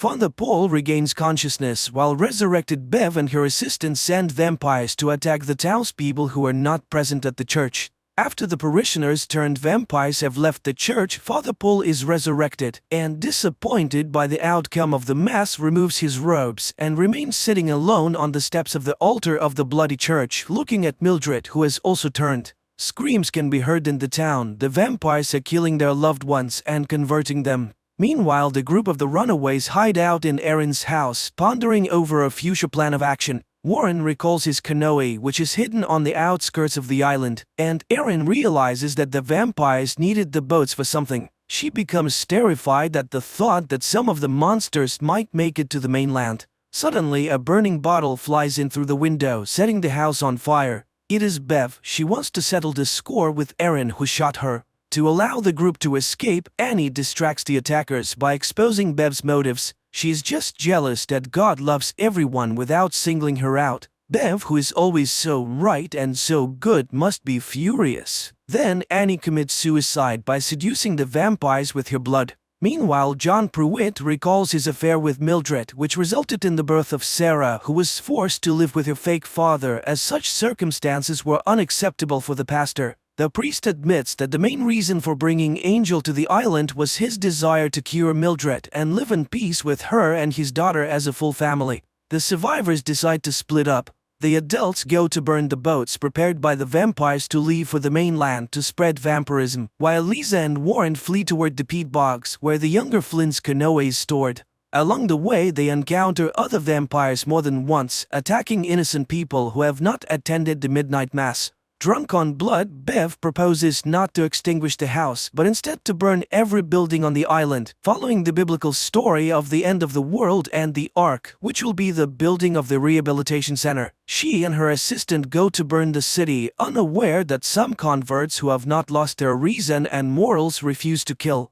Among them are Riley's parents, who find each other in the middle of the night. The sheriff, Aaron and Sarah, meanwhile, set fire to the boats, and Lisa and Warren hide in an abandoned house, unaware that they have entered the lair of the beast. The girl lights a match and sees the angel drinking blood of the man dragged into the house. Lisa shoots the monster, but he's so engrossed in what he's doing that he doesn't even notice them. Then Lisa douses the room with fuel and, walking out the door, they set fire to the house, but the angel breaks free and flies off into the night. At this time, Bev has already prepared a center for the converts to wait out the dawn and calls them out with the sound of a bell. She quotes statements about the Ark, but Pruitt abandons her idea and is unwilling to be the leader of the converts. Bev reports that the boats are burned, while Lisa and Warren mentally say goodbye to their families and get into their canoe. Bev takes command and throws the atheist convert out of the Ark, mocking his desire to save himself with the believers.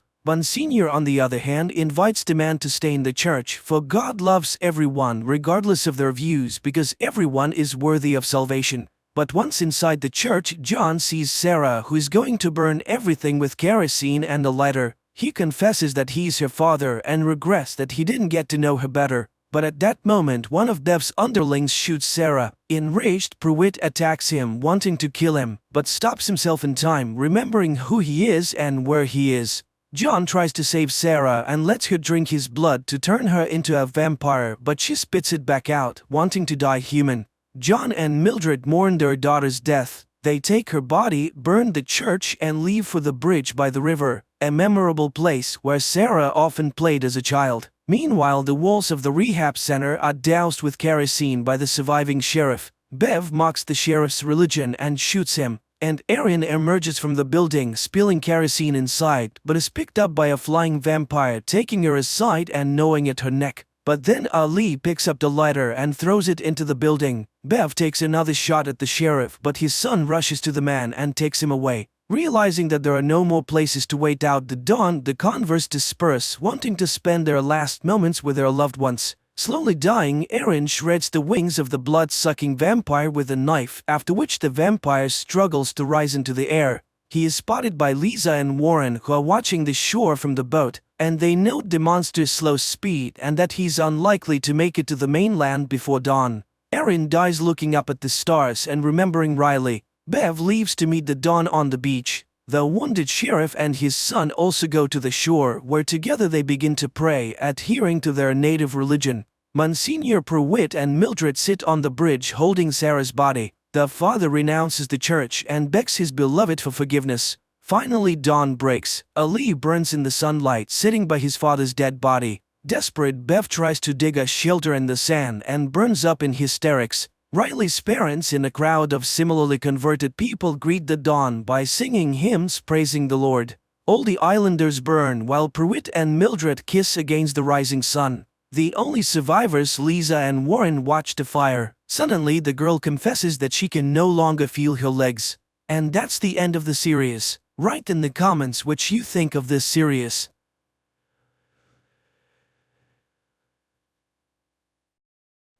Japan 2023. People board a train and head to work. Everyone is busy with their own things, scrolling through Instagram feeds, making acquaintances on social networks, and discussing plans for the evening, unaware that in just a few minutes, their lives will change forever. Suddenly, the train's speed increases, and strange things start happening. A bottle cap rolling on the floor of the carriage suddenly disappears. Passengers begin receiving alerts about powerful earthquakes on their phones. Then the train enters a gloomy tunnel and comes to a sudden halt. People regain consciousness, bewildered by what has happened. One of the passengers opens the entrance doors, and people, screaming and pushing each other, rush to the exit, jumping from the high steps. But once outside, they can't believe their eyes. Traces of the civilized world are gone, and they are surrounded by the remnants of a destroyed city, overgrown with trees and grass.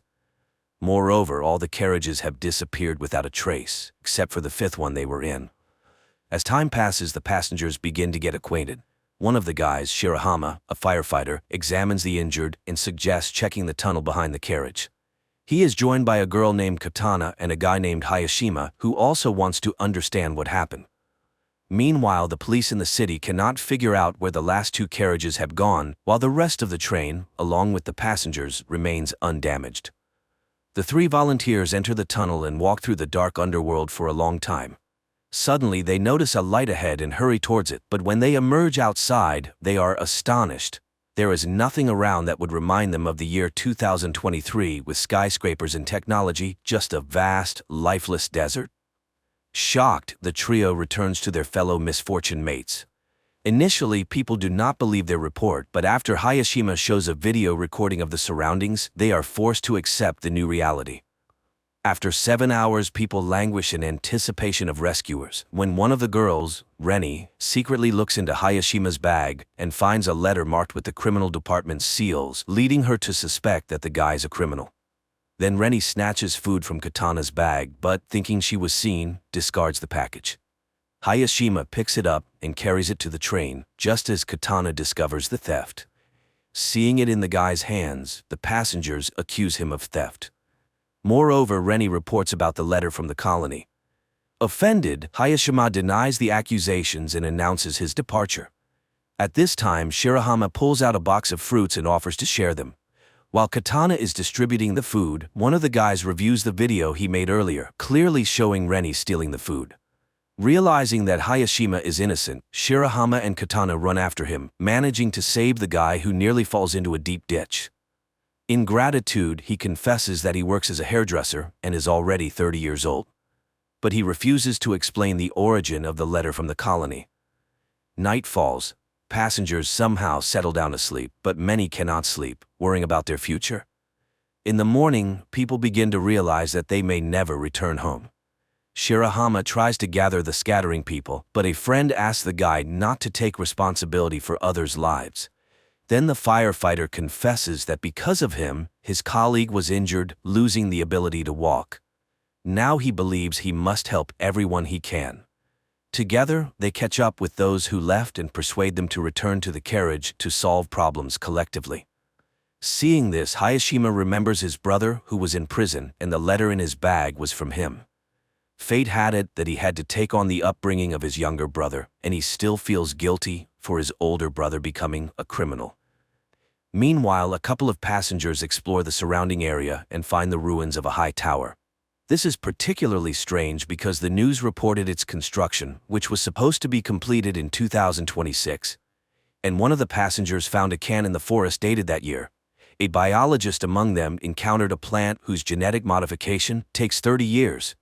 It turns out that they are in the distant future of Earth, and it's far from a joyful discovery. At the same time in 2023, all channels are broadcasting messages about the disappearance of 2 carriages, which had at least 100 passengers. Night approaches and many fall into despair, while Katana and Shirahama place plastic containers on the roof of the carriage, hoping for rain. In the morning, the biologist draws the others' attention to the dense greenery, which means there must be a body of water nearby. A group of youth sets out to explore the forest. Along the way, Hayashima confesses that his parents are criminals, and then the guy spots a frog. This means water is very close, but ahead are impassable cliffs, which can only be climbed with the help of ropes. The group returns to the train and cutting wires heads back to the cliffs. Shirahama climbs to the top and joyfully shouts upon seeing a waterfall, but looking around he is horrified. Instead of Mount Fuji, a sea stretches out before him. Returning, he tells the others about this, and people start to speculate what happened to their planet. At night, everyone goes to sleep, but the eldest passenger, Tanaka, goes outside and sees an unfamiliar person. But when he tells about it, no one believes him. Then it starts to rain, helping people to collect water and even bathe. Meanwhile, the biologist continues to study the surrounding fauna, finds several edible plants, and shows them to the others. And still, Katana manages to eat a poisonous berry, but fortunately, her poisoning is not fatal. The news that the girl has recovered has a sobering effect on the passengers. They finally realize that sitting still, they won't survive. People get to work and even make utensils from bamboo. Bank cards turn out to be decent knives. The group of youths brings water from the waterfall, and they prepare a soup from plants. But after dinner, some feel sick and the biologist discovers a couple of poisonous berries in the common pot. Someone remembers seeing Tanaka near the pot, who is not among them. Shirahama sets out to look for him, but stumbles, falls, and loses his torch. After a while, Shirahama returns without Tanaka, but with Hayashima's previously lost barber tools, which he had sorely missed. In the morning, the biologist announces to the people that he is going to look for a river, which should be nearby. His friends go with him. But in the forest, they encounter a stranger who injures the biologist and runs away. The guys carry him back to the train, where fortunately there is a medical student who provides the injured with first aid. The others help as much as they can and pray for the guy. Later, Tanaka unexpectedly returns from the forest. It turns out he worked for a security company and can show how to make traps around the camp. Reni asks Hayashima to fix her hair, and soon there's a queue for the guy. Meanwhile, Shirahama and Katana notice a teenager caught in one of the traps, but the youngster gets out on his own and runs away. The friends hurry after him and soon find themselves by the river, but the boy asks them to wait for him at the spot and disappears into the forest. Hayashima, noticing their disappearance, catches up with the pair. At this time, the teenager returns and leads the friends to carriage number 6, which mysteriously ended up several kilometers away from the 5th carriage. The passengers from the 5th carriage are welcomed by the leader of the group from the 6th carriage, Yumamoto. Their carriage was lucky to be near the river, where there was plenty of fresh water and fish. Moreover, among them was a builder who, under his guidance, they were able to quickly set up a camp and even build a kitchen and a toilet. The newcomers find the one who injured their biologist. He confesses that he did it out of fear, thinking they were going to attack him. He bows deeply, apologizing for his action. And Yumamoto admits that he believes a return to the past is possible. The man told them that in the early days, they found a small boat on the river, where he managed to fix the radio and catch a signal, apparently from Canada, where the year 2060 was mentioned. From what he heard, the man understood that in 2026 a disaster occurred. A huge asteroid fell to Earth, causing powerful earthquakes and tsunamis worldwide, instantly taking billions of lives. The dust thrown into the atmosphere blocked sunlight, leading to the extinction of the remaining species. But the main thing is that the asteroid didn't fall by chance. It was space debris, as besides state corporations, satellites began to be launched by anyone who fancied. One of the probes collided with a satellite, which in turn fell onto an asteroid, leading to a deviation of its orbit. So it was a man-made disaster. That's why it's so important to return to their year and change the future. Inspired by the example of the sixth carriage, the passengers decided to make a bath by the river. Meanwhile, Tanaka continues to deteriorate, making himself a doll from branches and talking to it. In the morning, the bath is ready. For the first time in many days, people bathe in hot water and wash their clothes. And the guys find a strange stone on the riverbank, which Yamamoto learns about. He sends his people to find it, but Rennie notices strangers, and one of the guys lets slip that according to their leader, this stone might help them return home. The girls argue about the need to return, and Rennie pushes Katana away. She falls and accidentally shifts a layer of soil, under which a dead body is discovered. Meanwhile, Tanaka reads in a newspaper an announcement about the search for a murderer in his description. At that time, Rennie and Katana are attacked by guys from the sixth carriage, but Rennie breaks free and runs to her own, where she tells about the found corpse, while Katana escapes from the guys through the forest. The fifth carriage decides to make weapons, while Shirahama and Hayashima run to the neighbors. But the girl is not there, and Katana meanwhile makes it to the boat. Yamamoto is forced to confess to the guys that he killed one of the passengers, who suddenly became aggressive and started attacking people with a knife. That's why he was recognized as a leader. The guys go home, hoping that Katana has returned, but she's not there, and the rest urge to go to the sixth carriage and punish the guilty. And the guys go again to look for the girl. Katana hides in the boat when Yamamoto comes in. He pretends to be calling an unknown station, but the girl sees that the wires are cut. The man discovers her and confesses that he doesn't want to return to the past because he intends to create a new society here. After that, he ties up Katana and locks her in the cabin, where her screams cannot be heard. In the morning, the passengers of the fifth carriage are just about to attack the neighbors when one of the women suggests backing up and looking for a building where they could hide.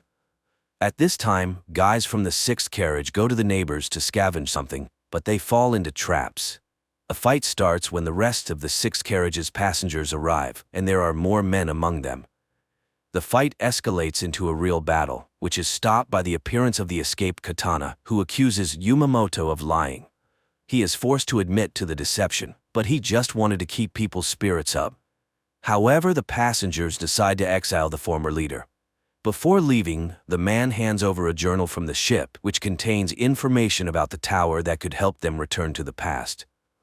Meanwhile, those who went to search for the building reach the tower and find glowing asteroid fragments there. And in 2023, scientist Ray, after reviewing the video surveillance camera recordings, discovers that a wormhole appeared in the tunnel at the moment of the disappearance of two carriages, which apparently was the result of a distortion in the space-time continuum. The passengers study the journal found by Yamamoto and learn the exact date of the disaster. Moreover, they have an asteroid fragment that possesses a phenomenal magnetic charge. One of the passengers remembers how on the day of their departure, he saw something in the sky resembling a falling star. In the past, Ray, analyzing the same event, concludes that it was the flare from a supernova explosion. In the future, there's also an expert who explains that supernovas occur in space when a star reaches the end of its life cycle and explodes, releasing a massive amount of energy. Apparently, this created the temporal rift into which both carriages fell. It means they need to open this wormhole again. In the evening, a strong storm begins, forcing people to seek more reliable shelter than the carriage. Tanaka opens the rear doors leading into the tunnel. Unexpectedly, a strong gust snatches his doll and sucks it into the wormhole caused by the hurricane. But as soon as the storm subsides, the wormhole disappears. And in 2023, scientists find Tanaka's doll. Passengers in the future conclude that to summon the wormhole, they need a powerful energy source, for which they start looking for remnants of power lines. Digging up each post, the passengers find an electrical substation where somehow working equipment is preserved. They redirect enough electricity into the tunnel to stabilize the wormhole with the onset of the next storm, enough to return to the past. The storm starts at night, supported by the power of the substation. The wormhole opens, and everyone enters the carriage except Tanaka, who refused to return. The carriage is swallowed by the hole and races somewhere in space and time until its doors are opened by security service employees who say they have arrived on May 1, 2026, which means there are only a few months left before the asteroid falls. After going through quarantine procedures, the passengers tell the officials, presenting as evidence fragments of the meteorite and unusual plants from the future. Only the officials don't believe the stories about the upcoming apocalypse. Later, the internet buzzes about the incident. The time travelers find fans, which helps maintain interest in the traveler's story about the upcoming end of the world. Meanwhile, scientist Ray becomes convinced that the travelers are telling the truth, as he has also tracked the asteroid. One of the passengers posts an appeal on the internet telling ordinary people about the impending danger, and a passenger who held a high position in the government before the trip makes her way to the Minister of Defense. She listens to her former colleague and reports that the government believed them and is already preparing to launch a missile capable of altering the asteroid's trajectory to pass by Earth. Time passes, and the day of the catastrophe is about to dawn.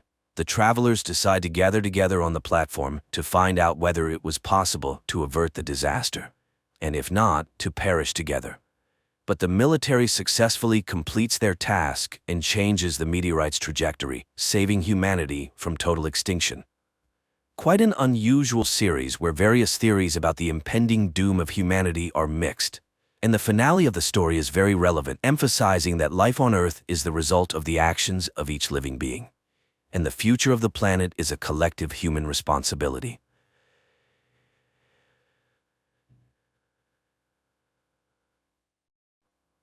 The film takes place in the small town of Vengenberg, where a young girl named Yennefer lives with a skewed face and a disgusting hump in the family of a cowman. Because of her ugly appearance, the girl is constantly mocked by the locals, and one day when Yennefer is once again mocked by a couple of local young men, the girl accidentally opens a portal to the magical Tor Lara in Aretuza, where she's met by the young wizard Istrid.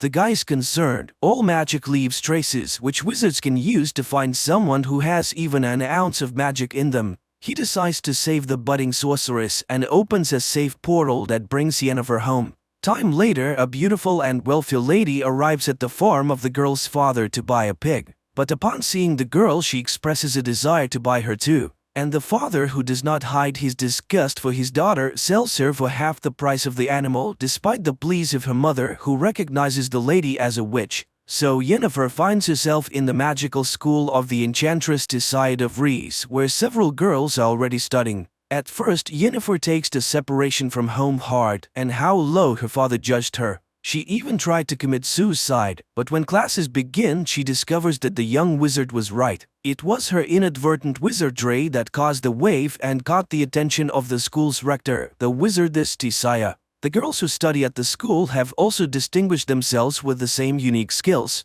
Soon Tissaia holds the first test. The girls must lift a stone and a flower without touching them and using a spell. Everyone more or less manages to cope with the task, but Yennefer fails. The girl stubbornly tries again and again until Tissaia stops her. Frustrated, Yennefer runs away. Later, she finds Istrid in the cave and tells him her name. Sometime later, Tissaia trains her female pupils to recognize man's greatest fear. She sees the girls in pairs and orders them to look into each other's eyes until they get inside their rival schemes. Yennefer pairs up to encourage the girl, but she again fails. Tissaia is enraged. Yennefer is useless, and this is because she's lying to herself. Even if she were a beauty, no one would love her. Although she's not the only one to whom she has problems, Yennefer shares the problems with her only friend, Istrid, who talks about her schooling. He too was having a hard time with everything. The boy offers to read his mind, and the girl succeeds. One night, Tissaia wakes the girls in the middle of a storm and takes them to the Tor Lara, the most powerful magic place in the continent, entrance to which is only open to members of the Wizard Brotherhood.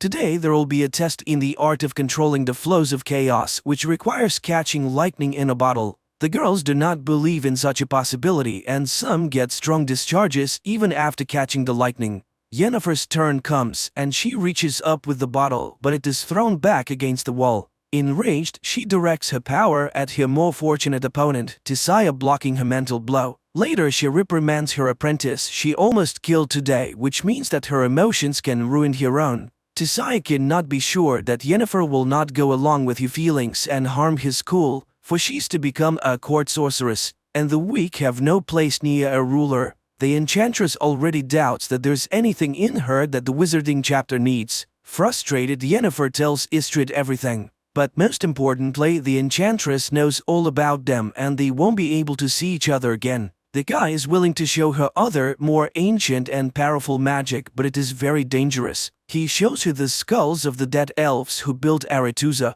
They were the first wizards of the continent, and they were the ones who built all the magical places. But humans came to the continent and slaughtered them. Istrid gives her a flower that can only grow where the elder blood rests and reads a spell, which by repeating it the girl opens a portal. The astonished wizard does not understand how she managed to do it the first time, and Yennefer confesses that her real father was a half-elf who died in the purge. It was his blood that made her ugly. The boy kisses Yennefer and confesses his love. Later, she shows Tisaya the flower. It turns out that this was her assignment, to get the plant by applying the skills of false emotion. Yennefer hopes to be elevated. The enchantress promises that she will soon hear a knock and know when it is time. Meanwhile, Istrid is also reporting to his mentor Stregobor about what he has learned about the girl. One night, Yennefer hears a knock at her neighbor's door and, taking the flower, goes after them. She peeks out as Tisaya turns the four of them into eels. The enchantress knows the girl is here and orders her to come out and push her former fellow students into the water. They are now the conduits of magic for Aretuza.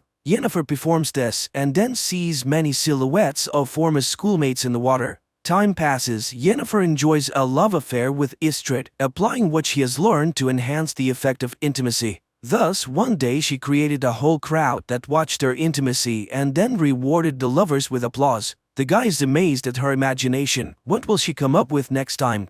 So the day of the final rite is approaching, after which they will be masters of their own destiny. Yennefer dreams of graduating from Aretuza and returning to her native Aedirn as a powerful sorceress to show her longtime abusers and her father what she's been able to achieve. In addition, all Aretuza graduates are perfected before being sent to the different kingdoms. All physical defects are removed, which awaits Yennefer as well. The wizard in charge shows her his work, the flawless beauty of the graduates, and promises her an equally wonderful result. He suggests making her color a noble but strong gray. Tisaya, on the other hand, teaches her to look in the mirror and see what Yennefer herself wants. She orders the girl to close her eyes and imagine the most powerful woman in the world. Yennefer complies with the order but does not yet see the promised beauty. Meanwhile, the chapter of wizards gathers in Aretuza to decide where their graduates should go, for all kings need court wizards. Then it transpires that one of the leaders of the council, the wizard Stregobor, knows that Yennefer is a quarter elf, which means that she will not be accepted at Aretuza, where there is a prejudice against elves. The chapter vows to send Yennefer to Nilfgaard, which the aspiring enchanter does not like. She demands an audience with the chapter, but Tisaya declares herself in charge of the distribution. Yennefer is beside herself. She has no intention of wasting her life serving the king of a small southern kingdom and a lover of women. The tutor reminds her of the elven blood, and the girl understands how Stregobor knew about it. The initiation ceremony begins, which Yennefer does not attend. Worried, Istrid finds her behind a letter to her father asking him to confirm that she's his own daughter. The boy does not believe that this letter can convince the chapter. But the girl simply does not know what to do, for even if Istrid disproves his words about her origins, no one will believe him anymore. The enchanter is frustrated. He didn't know why Stregobor needed this information, and she has already missed all the initiation spells. Istrid suggests that she should go with him, for he has been offered to become an explorer. They can travel the continent and discover the unknowable. But unexpectedly, the girl cruelly ridicules his plan. She's not going to dig through the dust of the ages at all, and these are his dreams and intentions, and her opinion, as always, he does not even ask. Istrid is shocked. Yennefer is not at all what he thought she was, and he expresses his opinion that she's angry because she missed her chance to find beauty. But a girl needs power, and she didn't experience so much hardship studying at the magic school for nothing. Yennefer runs to the enchanter who is in charge of perfection and demands to show her art. Not even the lack of a potion to dull the terrible pain that accompanies the transformation process stops her. As the magician begins the process, Yennefer asks for her eyes and the cut marks on her hands as a reminder of her former weakness, and the wizard informs her that every magic has a price. Having been reborn, she will not be able to walk, but the girl agrees to everything, even to the removal of her womb necessary for a complete transformation. The magician reads spells and the girl screams in terrible pain and rips the chains with which she was tied to the table. Her spine straightens, her entire body seems to melt and shift from one form to another. Finally, writhing in pain, Yennefer loses consciousness. Meanwhile, in the main hall of Aretuza, the initiation ball continues. Suddenly, Tisaya sees a door opening in which stands an unusually beautiful girl with violet eyes. She realizes that Yennefer has disobeyed her orders and hurries to take her away. But it is too late. The Aedern ruler has already noticed the beauty. He invites her to a dance where he expresses his desire to see her as court wizard in his kingdom. Tisaya has to retreat and only watch the dance of the king and the enchantress from afar. Directed based on a series of books by Sapkowski, The Witcher is quite curious, fascinating and vivid. The atmosphere of magic, the world of monsters and steel swords transferred quite well, so the adventures of the female protagonist will be even more exciting in the next episodes.